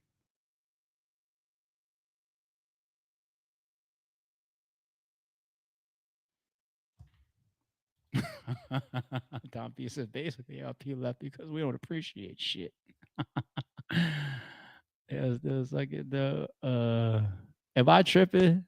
Am I tripping? You are not tripping. Nope. No. Spot on. Not at all. I agree. You're not tripping. In a nutshell, 95% of battle rappers are phony and stand with me. 100% from what I hear, nah. Okay. And I'm gonna say this last but not least, with all due respect, because Easy, my guy, man. I hope I'm not doing Easy wrong by not adding further context by playing more of the video, because that can happen. And if so, I apologize ahead of time. And it's not like I apologize for going after nobody. I just would apologize for not putting your full point across. You know what I'm saying? So shout out to Easy, but it's a topic that's worth paying attention to. Not just the controversy of what Mase said, but it is a bigger picture. And I hope that y'all know me by now and realize that I'm not simplistic. Like, if I'm gonna react to that, it's not just yeah, you're right. Mase did anybody can do that. I want to give you something that you could possibly gain from. I hope I just did. Let's move on. Drake. It's like, damn, Drake's like, yo, it's Drake. So of course he's in headlines, right? Where's Joe Budden saying some shit that we kind of already know, right? From both sides. Yeah, but let's play it. Okay. I would love to see him go. It doesn't have to be here, although I think it'd be amazing here. But like, I not invited up here, buddy. Fair enough. Not invited. But see, I like the running theme of that. I like his problem with hip hop media, and I like hip hop media's problem with him. I don't want it to end. But see, I want some answers. I think I've gotten all the answers that I was looking for. They kind of manifested themselves. Back to your point that all the beefs that he's had with what's my man's name on YouTube that he was firing at before with glasses, Fantano. Fantano, like he was fired at him however many years ago. Rob, now everyone, you, but there's no accountability for it. Like we may get our answers for why we think he did a thing, but I think there's something interesting about saying, Drake, why did you do that? Why would you pick this? Why do you have picks? Or why did you make this choice? Or why do you think you won the beef? Or why do you think you didn't win the beef? Or whatever the thing is, whatever feelings he's feeling, we get it through the music, we get it through representation, but we don't get it from him on the platforms where people can ask questions back. And I just don't like that. And it's not just him. I mean, we see that with a lot of big stars. They just don't go on platforms anymore. Yeah, but it's different with him because now every day or for the rest of the time, it just looks like a music video for Not Like Us. That's why. Stay over there with Aiden Ross. stay over there with Bobby. Stay wherever you feel comfortable at. Right? You're still not, that's still a controlled environment. Yeah, for sure. That's what I'm saying. But stay over there. Like, I kind of take offense that he even is calling Rob Markman a goof. Yeah. Rob Markman is comfortable in his skin. Yes. Never did nothing wrong And a to good dude. nobody. Yeah. Just a good dude all around the board. That gives a fuck about music, by the way. He loves music, loves hip hop. He's fucking that part. Now, this is not the first time that Joe has hinted at not wanting to interview Drake. After Drake. Moral of the story there, though. So we already know the rift between Joe Budden and Drake. It goes back years. Okay. So them not ever sitting down and doing a podcast together, like who the fuck want to put money on that? Like, duh. Right. But yeah, we are seeing Drake doing a lot of controlled media, the Aiden Rosses of the world, and sitting down with Bobby again in the bed or whatever. But to defend him, especially right now, he kind of has to.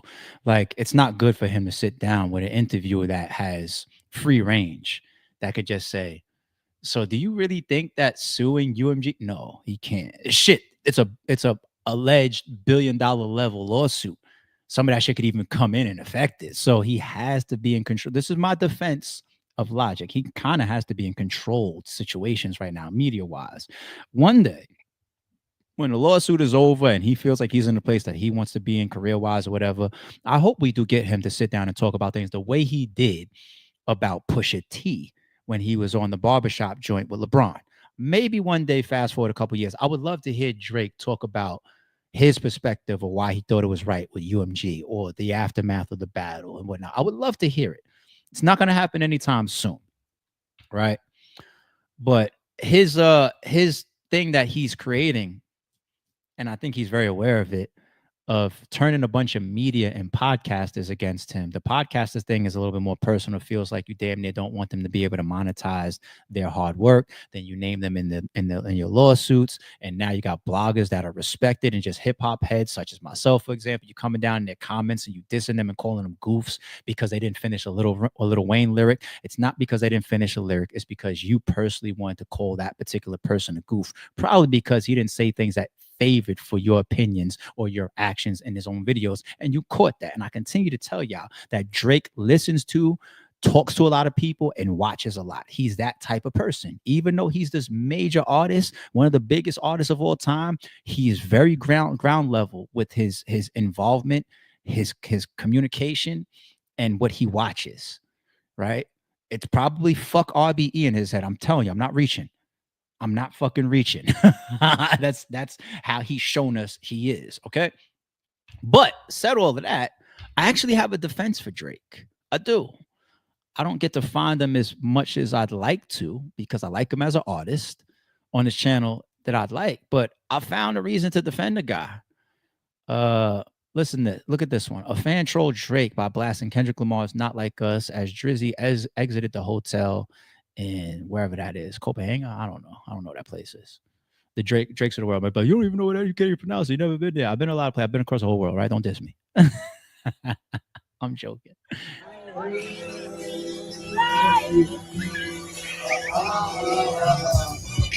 They like us. Let me be careful with the music. They like us.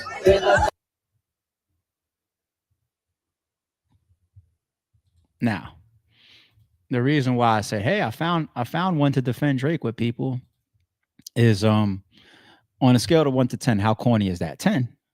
That's a 10.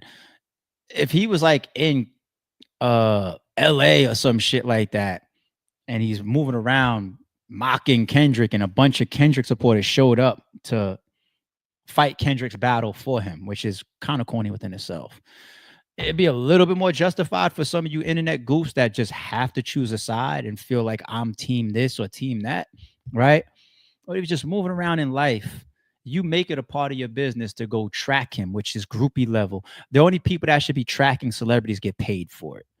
Like a TMZ, people that's going to catch you in the airport, get paid for the footage that they ask you some questions, even paparazzi that get paid for their exclusive photographs, people that get paid. Other than that, use a fucking groupie if you tailing celebrities around in and out of their hotels and their whereabouts to just track them down. Well, where is he? Let's pop up. I heard Drake is at this hotel. Let's go pop up over there. What? I hope you get beat up by a security guard to take you for mistake. Like, yo, you running down? Like, you guys have nothing better to do. That is groupie level shit. And then you take it a step further. Get off of Kendrick's dick.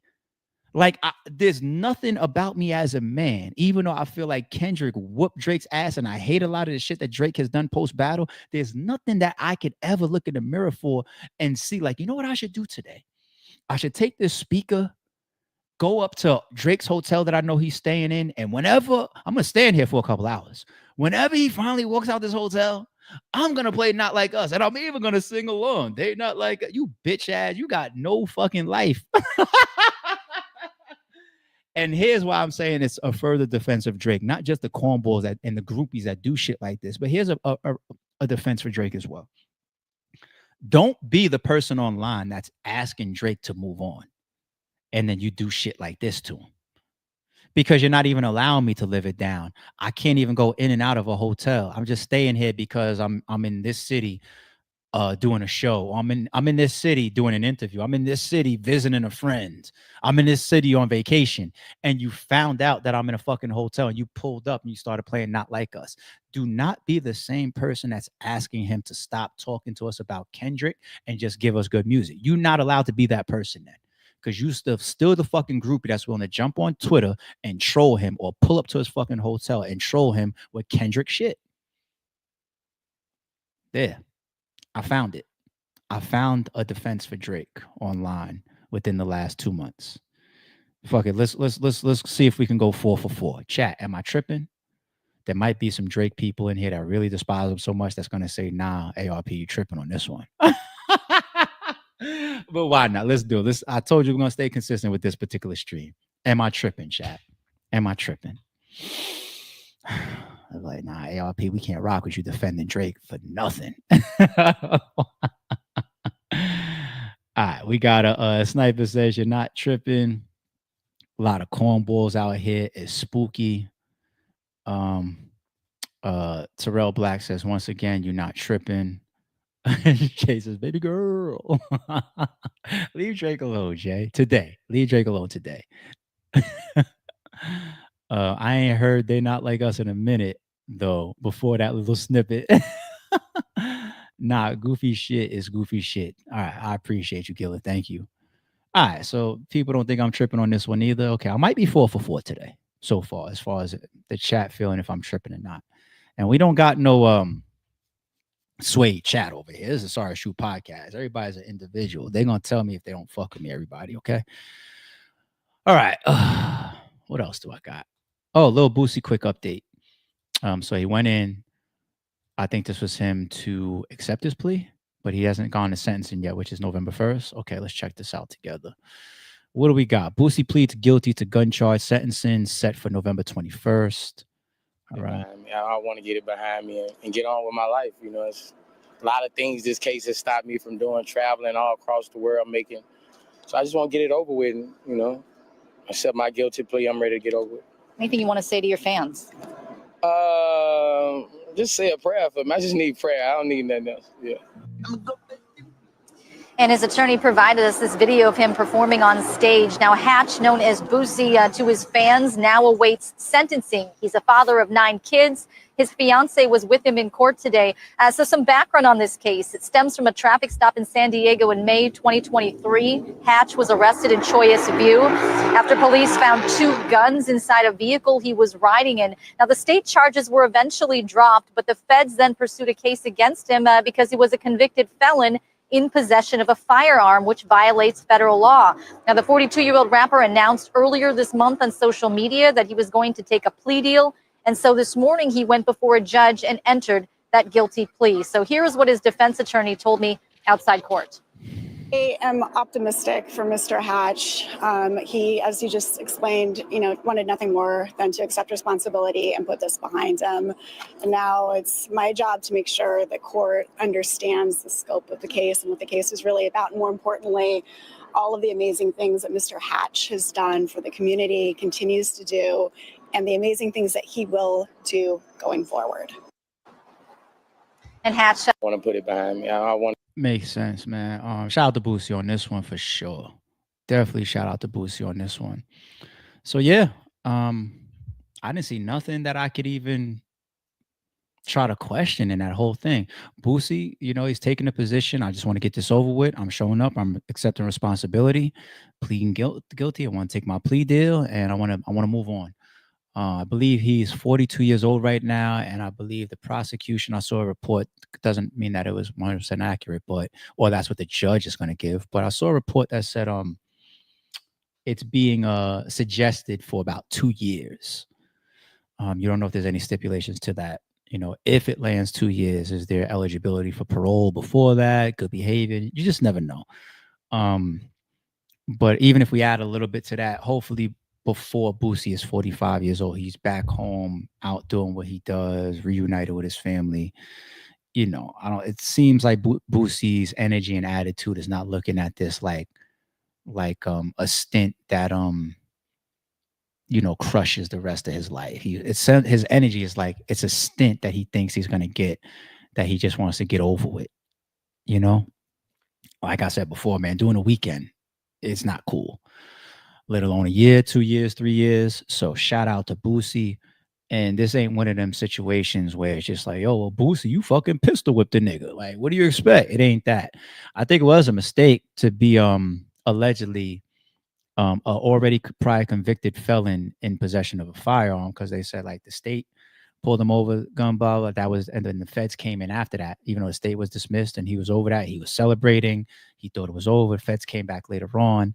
And I believe allegedly it stemmed from footage of him on site in the hood, like at a video shoot or something, and there was a gun in his back. So once that picture and everything went around, that video went around, some people try to blame the cameraman or a person that was live. At the end of the day, a lot of people also turn and say, Boosie, you got to put that on security instead. You're a convicted felon. Not only are you walking around with a gun in the hood, whether you're there to pick up a bag or not, but you're also showing it. That was the open carry coverage that we did like a week or two ago. It was visible in the small of his back. I don't know why, but ain't nothing that I want to try to go at Boosie for, nothing like that. I wish him a short sentence, the shortest sentence that the judge could give him possible, and I wish him back home ASAP. Shout out to Boosie. All right. I got two more for y'all. One is funny, and this one is just quick update that I saw. I'm not even gonna go big screen for this. Diddy has a sexual battery lawsuit that was dismissed. Looks like it was time barred. While Diddy's sitting in jail awaiting sentencing in his federal criminal case, he can celebrate, I want to put a word here, another win in a civil lawsuit filed by a guy or man who claimed the mogul drugged him and SA'd him in a nightclub. I don't even remember this one. I definitely missed a lot of the civil lawsuits that were coming out because I got numb to it. It was just one after another, after another, after another. And I don't remember what's what. I don't even know if I remember seeing this one, but this is a guy that said Diddy did something to him in a nightclub. But let me ask you this, guy. If it's that important to you, if you were SA'd, you should follow up. We always ask the question why it's not criminal then. But you went civil. Cool. Just this became a time barred situation. That's the judge dismissed this because the clock ran out. It almost seems allegedly like somebody didn't take this too serious. Were you just trying to catch the wave at the time? You hear that Diddy's now going after certain websites and publications, that said certain things that he felt could have affected his trial or maybe true and pushing narratives and defamation. He's going to be able to put a target on a bunch of people. His revenge tour continues. All right, last but not least, I thought, let me go on the smaller screen for this one. I thought this was funny. All right, let's start with this one. Social media things. Travis Kelce fumbled. They put the word fumble there. That's a ball. On not staying with his ex. Okay, let's watch her get her walk on. Oh, wait, hold on. Okay. Now, when you watch this video, you say, yo, who's her ex? Who's her man? Did somebody drop the ball? I don't know the woman's character or personality, of course. I don't know what she got going on. But if we're just going to go on optics, our eyes only, if that's the only way to define if somebody dropped the ball or not, which it ain't, I'm being sarcastic. But if it is, then yeah. So this is genetics. This is hard work in the gym. This is dieting. She's beautiful. She's absolutely beautiful. But look what they put on the next slide. Look at this. 1.6 billion. Taylor Swift. So why also did I think that this is funny, right? Because was it the last 24 to 48 hours, this one came about. Taylor Swift, your English teacher and your gym teacher are getting married. She posts. Taylor Swift, they're now engaged. And this was what? When he proposed to her? Took a knee to Taylor Swift, 1 point plus billion versus whatever that girl's name was that was just walking down the catwalk. Now, ladies, before y'all try to get at me, like, oh, hold on, ARP, you not keeping that same energy when the women be out here trying to catch these guys for they half of they shit with 4-month divorce and shit. Hold on, man, because we can't hate when 1 out of 1 million guys out here catches a lick. You know what I'm saying? They kind of saying that about French right now too. Look at this. French Montana and the Dubai princess, I can't even pronounce her name, are engaged. Look at this footage. I don't know nothing about this lifestyle. Why is he on his phone? Look at this. Welcome French. What? French's family. Look at this. Look at this welcome. And fire up here on the building that says welcome French's family. French don't know nothing about this lifestyle right here. Look at this shit. Look at this shit. Look at him. Why is he in his phone? Look at this. Good job, man. The whole city is or whatever, the whole Dubai is out. Hey, man, let me try to be nice and say she's a beautiful woman. She's attractive. If she's got some substance to her, then you got yourself a good land, right? But it's very clear what she has. You know, you remember this Chappelle skit of him saying that he was going after Oprah? You know what I'm saying? And then he tried to get Oprah pregnant. When he found out she was pregnant, it wasn't his child. He was mad. Listen, man, every once in a blue, can the guys catch one?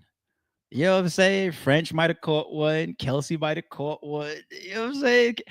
Who am I to say that French don't really, really love that woman? Who am I to say that Kelce really don't love Taylor Swift? You know what I'm saying? Who am I to say that? We're not going to act like they're not aware of what their spouses or their fiancés are worth. I saw another one. I should have brought it up just to close out on this one. It was a little Instagram post that said, it was like this African or Nigerian, I believe, soccer player or something like that. And the headline said his shorty divorced him after they were engaged for like a short amount of time when she found out that all his assets were in his mother's name. And I was just like, it sounds like something that happens in this world kind of commonly. So ladies, don't be mad at me today. The fellas got to catch a dub once in a blue, okay? Come on. Y'all are already winning in that field. Y'all got like 98% of those victories, okay? All right, we done. I knew today was going to be a long stream. We almost 2 hours and 20 minutes when it came to the news. We did a lot. And thank you for everybody's participation as far as the Am I Trippin'? That was fun. 5:41 a.m. before the stream cut on, Miss Abby, our member, jumped in and gave out 5 memberships. The green team is so deep, man. We are so deep out here. We really are. Oh, did y'all see? Speaking of this, thank you. It's an indirect reminder, Miss Abby. Shout out to Winged from her movement is called Bread, her company. I have nothing to do with it. I know you hear Rare Breed Entertainment, and you see Winged, who used to work with RBE, then come out with something called Bread, and people, I even got phone calls about it. People think like, oh, is that a spinoff? She's totally outside of RBE. I don't have any involvement with that company. That is her on her own. I believe she might be partnered with Quas, so shout out to them, man. I see them working. But out of love, I did sponsor a battle on that card, which was just announced, Charlie Clips versus Shuni. So that's the battle that I've been talking about. That's going to debut exclusively for members on the RBE channel, on this channel right here, Charlie Clips versus Shuni. Charlie Clips, I know you've been up and down as far as the fans' perception this year. You know, when you come over to RBE, you tend to take care of your boy, right? I shouldn't even have to talk like this, right? But, you know, I ain't going to sugarcoat, you know, how people be up and down as far as feeling like, it's what Charlie Clips are we going to get? Charlie Clips, take care of your boy. And it's not even, you know, my league, you know what I'm saying? But the footage is dropping here. So, you know what I'm saying? And shout out to Shuni. Shuni gets busy no matter what the platform is. Shout out to Shuni. It's going to be my first time having Shuni's footage on RBE in quite some time. I think her last battle on RBE might have been versus O-Red. She also battled QB on RBE as well. So shout out to Shuni. But I want to get more into that in 2026. I would love to sponsor a battle on Bags and Bodies, on Calico's League, on Battle Academy with my guy Stiz, on the Trenches, on Chrome. I would love to sponsor more battles in 2026. So this is my first sponsored battle. And once again, the members will get exclusive initial access to that battle once they complete it over there on the Bread platform. So shout out to Winged and Kwa and everything y'all got going on, okay? I just couldn't jump in front of that horse because I don't own that announcement, okay? So there you have it. Shout out to the members. Oh my God. I'm going to try with this one. This is the album, right? Now, why you would go with the album for this particular stream, I don't know. Am I on my grown man today? Is that what we're saying? I'm not a businessman. I'm a bit, even though he didn't say that lyric on 4-4. I don't know. I definitely am nailing the album, but I just don't know why you went that album for this particular stream, or if it was related to a particular topic. No, it couldn't have been related to a particular topic because you dropped it at 5:52, 8 minutes before the stream started. So Kendrick doing what Kendrick does again. Shout out to Jay. Shout out to Sniper dropping off a gift at a membership gift at 5:55. So we already had, before the stream cut on at 6 a.m., 5, and then another one here, 6. We had about 6. Wait, hold on. There's another one here. That was after we started. We already had 6 memberships before the stream cut on. Get here early, people. We start Monday through Friday at 6 a.m. Saturday and Sunday, we start random in the morning, but you know for sure it's going to be 6 a.m. Monday through Friday. Early, there's always gifts, always membership gifts. Capo says, see what y'all did? You want to piss ARP off? So yeah, I was definitely in a certain type of annoyed mode. Sorry, it's true mode, I guess I'll call it, when we were going over the Young Thug topic. Watching street people get it wrong. This is just crazy. Lil Monster drops off a gift at 6:20 early. Thank you, Lil Monster. I appreciate you. Sean says, said a little bit because snitching is the norm now. We accept it. In battle rap, there's people that broke the code. They still taking the stage. People still book them. They don't care. People claim to be street people. They will still associate themselves with people that broke codes in hip hop, in the movie industry, and it's everywhere. You know, especially if you feel like you could make $1 off of it. Hell, somebody gave 6ix9ine another distribution deal after he came home, right? It just is what it is. And I just rather stay over here away from a lot of these type of people because you just can't trust them. It's scary shit out there. I'm old enough to not feel like I'm missing out by staying in the house a lot. For real. All that I'm outside shit, that's for y'all. That's for y'all. I don't want to call y'all kids because I don't want to offend people that I fuck with that say that. That ain't for me. I'm outside. Like, what do you mean when you say that? Like, what does that mean? What do you mean? I'm outside. We outside. That's for y'all. Been there, done that. I'm still outside. I say all the time, everywhere I want to be and everywhere I need to be. Other than that, I want to be home. Say it again.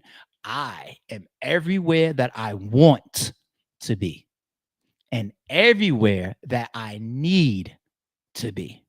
Other than that, I would like to be home. So what does the I'm outside shit have? What does that really mean? Y'all got it. Nuisance, our member says, leave the streets alone, get your CDL. I got mine. There you go. That's another dope, legitimate career and hustle. Shit. I know who I could talk to if I ever want to get a CDL. There you go. Right. That's the driver and the trucking business stuff, right? I believe, right? Shout out to you, Nuisance. Little Monster says, once a rat, always a rat. I'm standing on that. I remember 625 while we was in the midst of that first topic. I'm just saying. Nikita, our member, says, man, they even have an animation show called Forget About It. It's all about a mobster turning rat on his people. They pushing Snitch. Is it a good show? I'll watch it. I'm not ducking being entertained. I don't push my principles, my morals, or what I think are certain codes or whatever to my entertainment at that level. You know what I'm saying? If it's a good show, you know, I'll watch it. You know, I'm not a street. I don't care. I don't care if people are paying and do it. I care from a discussion standpoint, a worldly standpoint, where I would like people to how I'd like people that's around me to carry themselves. What else? Paying attention. Past some of those key factors, I don't care. I don't care. You know. Lil Monster drops off another 5 gifts to y'all at 6:30 a.m. Lil Monster's going up. Shout out to you, G. Jay says she dropped the blue heart and the brick. Says good morning. Brick by brick is forever. Know that. Oh, 9:13. What's today? I don't know now. I might have to DM you about the 9:13. I caught the 444. That's easy. I don't know the 9:13. What time do you? I don't. What was the 9:13 about? Cryptic ass. Lil Monster says no Bush baby. We do this for the bricks. Green team. You know that. Capo says, ARP, did you see this? All right, let's get back to this. Simpsons prediction, the next virus coming to the USA. Let me just say this, Capo. The Simpsons, I'm too old to look at that show and just see some yellow characters. Bart, no, there's intelligent, extremely industry tapped in writers, directors, producers. Is it the longest running sitcom of all time? It might be. If not, it's close. I think it is. You don't get to be that unless you got some very, very powerful, smart, and tapped in people around that show. All right. And it's still a good show. So I don't want to take away from the artistry that they do. It's still a good show. But they've been doing it forever. Showing shit that comes to now the art imitating life. Do they have certain things that's predicted on accident? Sure. Do they have things that they know is coming in there? Sure. If you ignore it at this point, you're just being naive. They've been doing it for a long time. Sometimes you could look at it and be like, "Ooh, that scares me," and other times you could just be like, "These people that tapped in with other powerful people." Was it Giuliani? I'll say allegedly. Was it Giuliani that we got audio on 9/11? Almost as if like he was saying things like he knew it was coming. Now, that doesn't have to be all the way left, saying like, you see, they're the ones that was a part of the buildings getting hit. It could also just be these important tapped in certain figures, a part of certain groups, and in certain rooms, they get the word early. You know, what if America found out that the government knew that planes was hijacked? Not saying that they were in on it, but they knew that they were hijacked 5 hours before the random local authorities were told. Then we would have beef with the government. So they can't say, they wouldn't say stuff like that, right? And then of course there's also channels and layers. Like by the time we get the news, like, oh, this is a real attack, it may have went through so many layers, but there's people that are so tapped in that might just get heads up on things. Like you might be in certain rooms that allow you to hear like, yo, heads up, like there's a couple reports of this new virus popping up or whatever. And somebody might take that and put that in a fucking episode. So there's different levels to why some of this shit ends up in these shows before we find out. Different reasons, right? Some we should trip on and some we should just be like, that's how it goes. You know what I'm saying? Order process. Little Monster, another 5. Oh, he's going crazy today at 6:43. Little Monster, I might have counted like 15 already today. His green team is we gang over here. It's like it's about to be like green or nothing type shit. Is that what y'all on over there? Lil Bossa says, ARP, I'm feeling the hats, but oh, we spoke about this one. Oh, I brought this one up earlier. So I don't have any jersey hats. What's jersey teams? Hockey? Is it like New Jersey Devils? Hockey? I don't have any hockey hats. So I don't got nothing against Jersey. You know what I'm saying? I'm a New Yorker, so them's my cousins. You know what I'm saying? So maybe I do need to. If I come across a dope Jersey hat, I'll pick it up for sure. For sure. He is not built. This is when we was talking about AJ on the Roger Jackson update videos and AJ doing an interview or a stream, saying a lot of stuff. Saying a lot. Don Bean says 80s babies, the last of the real. I'm just saying, we was really breaking them down. Our Trial member says, I be wanting to gift memberships, but the like count be too low. Look, man, he telling y'all, man.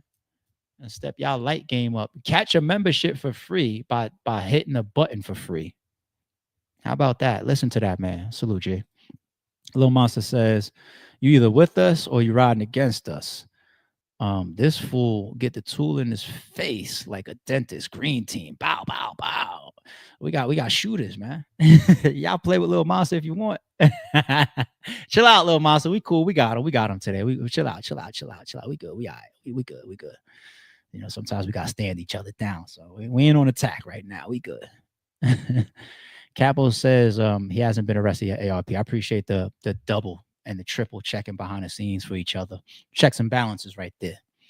Yeah, I don't know why somebody put that on their stream, because that would have been all over the place by now as well. So Barry White gifted a membership as well. This one went out at 7:22 a.m. Be around. Miss Abby said, look up video of him talking to his father. You mean Rampage? So there's a lot of those videos that are resurfacing again. Sometimes where I brought some of those videos up where I thought it was like a funny, cool dynamic. There's other ones of him berating his son a little bit, because those are narratives that are going around. He did this because you made him insecure over his life. I did see another video of Rampage saying Raja has never been the same since his mother was murdered. I was like, oh, I didn't know that. You know, none of that stuff is going to change what he did, but it's going to continue to give, I don't want to use the word motive. It's going to continue to give different opinions and context in certain areas. That's the best way I could say it. Okay. Jay says 111 at 7:27. What was the topic? If I don't DM you behind some of these before the days is over, Jay, you gotta just DM me, so that, because it's like how I'm such a hip hop fan. When I catch the bar, I'm like, oh, that was dope. You know what I'm saying? Like, DM me the bars. Like, if I don't catch him in the stream, DM me the bar, and then I could just enjoy the ball like that. Like, oh, I get it now. Because you're about to make me be looking bad up here. Like if I'm only like catching 30% of your shit. Like, oh, P, I thought you were smart. Like, I thought Jay's exposing me. Barry White, brain injuries aren't anything to play with. Absolutely. So we're talking about potential aftermath of a beating like that. We pray that's not the case, though. Capo says, I love waking up in the morning to this podcast and able to connect and get to know a lot of the mods and the green team, my brick family. We are gang over here. It's turning, we got a family vibe over here. I like that. I like that. As the podcast continues to expand, I think I got an expansive memory where I'm already learning certain people's schedules, certain people's names, how certain people move in the chat, how certain people ask questions and talk. And I memory bank those people because I'm here every day, which you do consistently banks in your memory the easiest every day. And as new members come in, as new people are more active, I learn you and I see you. Like, it's very easy for me to just identify, like, yeah, the homie Snipe is banked. You know what I'm saying? And I'm going to bring more and more people into just how it goes. And speaking of Sniper, 732, he threw a gift out for y'all. J-Main or Jermaine 34 became a new member. Welcome to the team, G. Welcome to the team. Capo says, no more Bush babies. Gracias. Let me get this right, because that started in the chat. I didn't start that. Is Bush baby meaning that when y'all are like hiding or trying to duck some type of smoke or something? Y'all gotta let me know what Bush babies is. All right. Y'all created that. I'm out the loop. Okay. I want to make sure I'm in the loop. That NY accent comes out more and more. You get heated. You hear the New York in me in my rants? What do you hear with me when I'm not ranting? Harvard? That's why I used to get in a lot of fights. Like, he talks too proper. He's got to be pussy.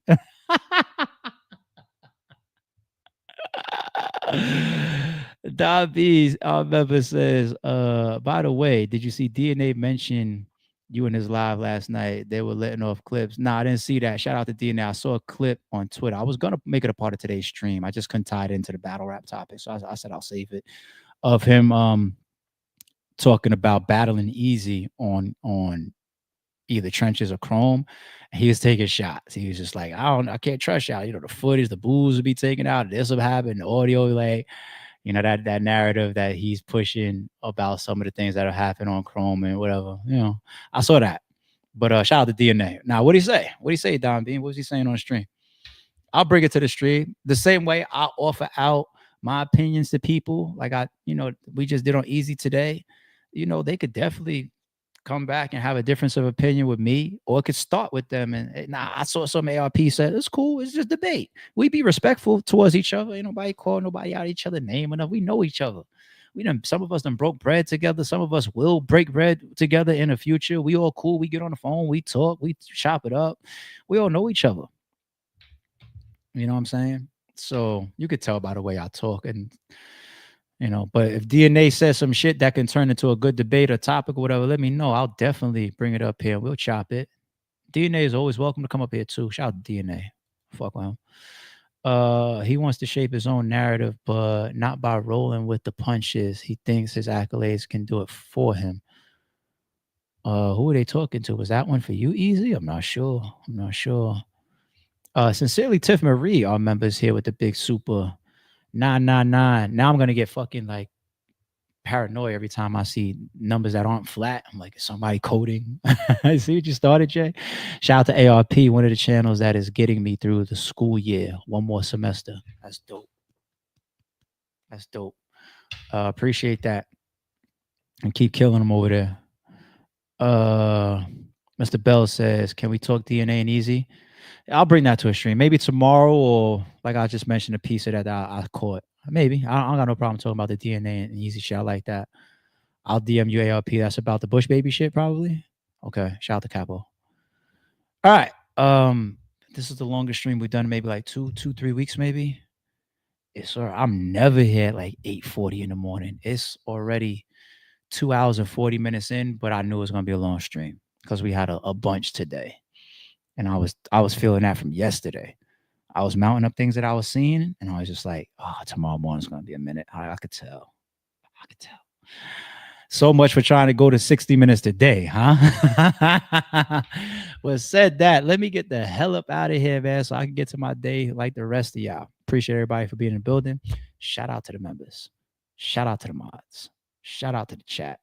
Continue to drop comments below. Am I tripping? That is the theme for today. If I am, I want to hear your respectful, constructive feedback of where I should have thought about another angle or something I may have missed or maybe I didn't think about. I want to hear it. Let's build. If not, man, we just on niggas' heels today because these niggas out here tripping and we just in sorry it's true mode. Like, oh, no. You can't say that around here. We're going to check it. We're gonna check it. Don't confuse silence with work ethic. I'm a boss making decisions, my first fetish. The verse cherished is perfect, that's a reverse blemish. I dropped it, connected the block, learn Tetris. This is the Sorry True Podcast. Welcome to the house of. And shout out to the members. Without, I think still got a gun.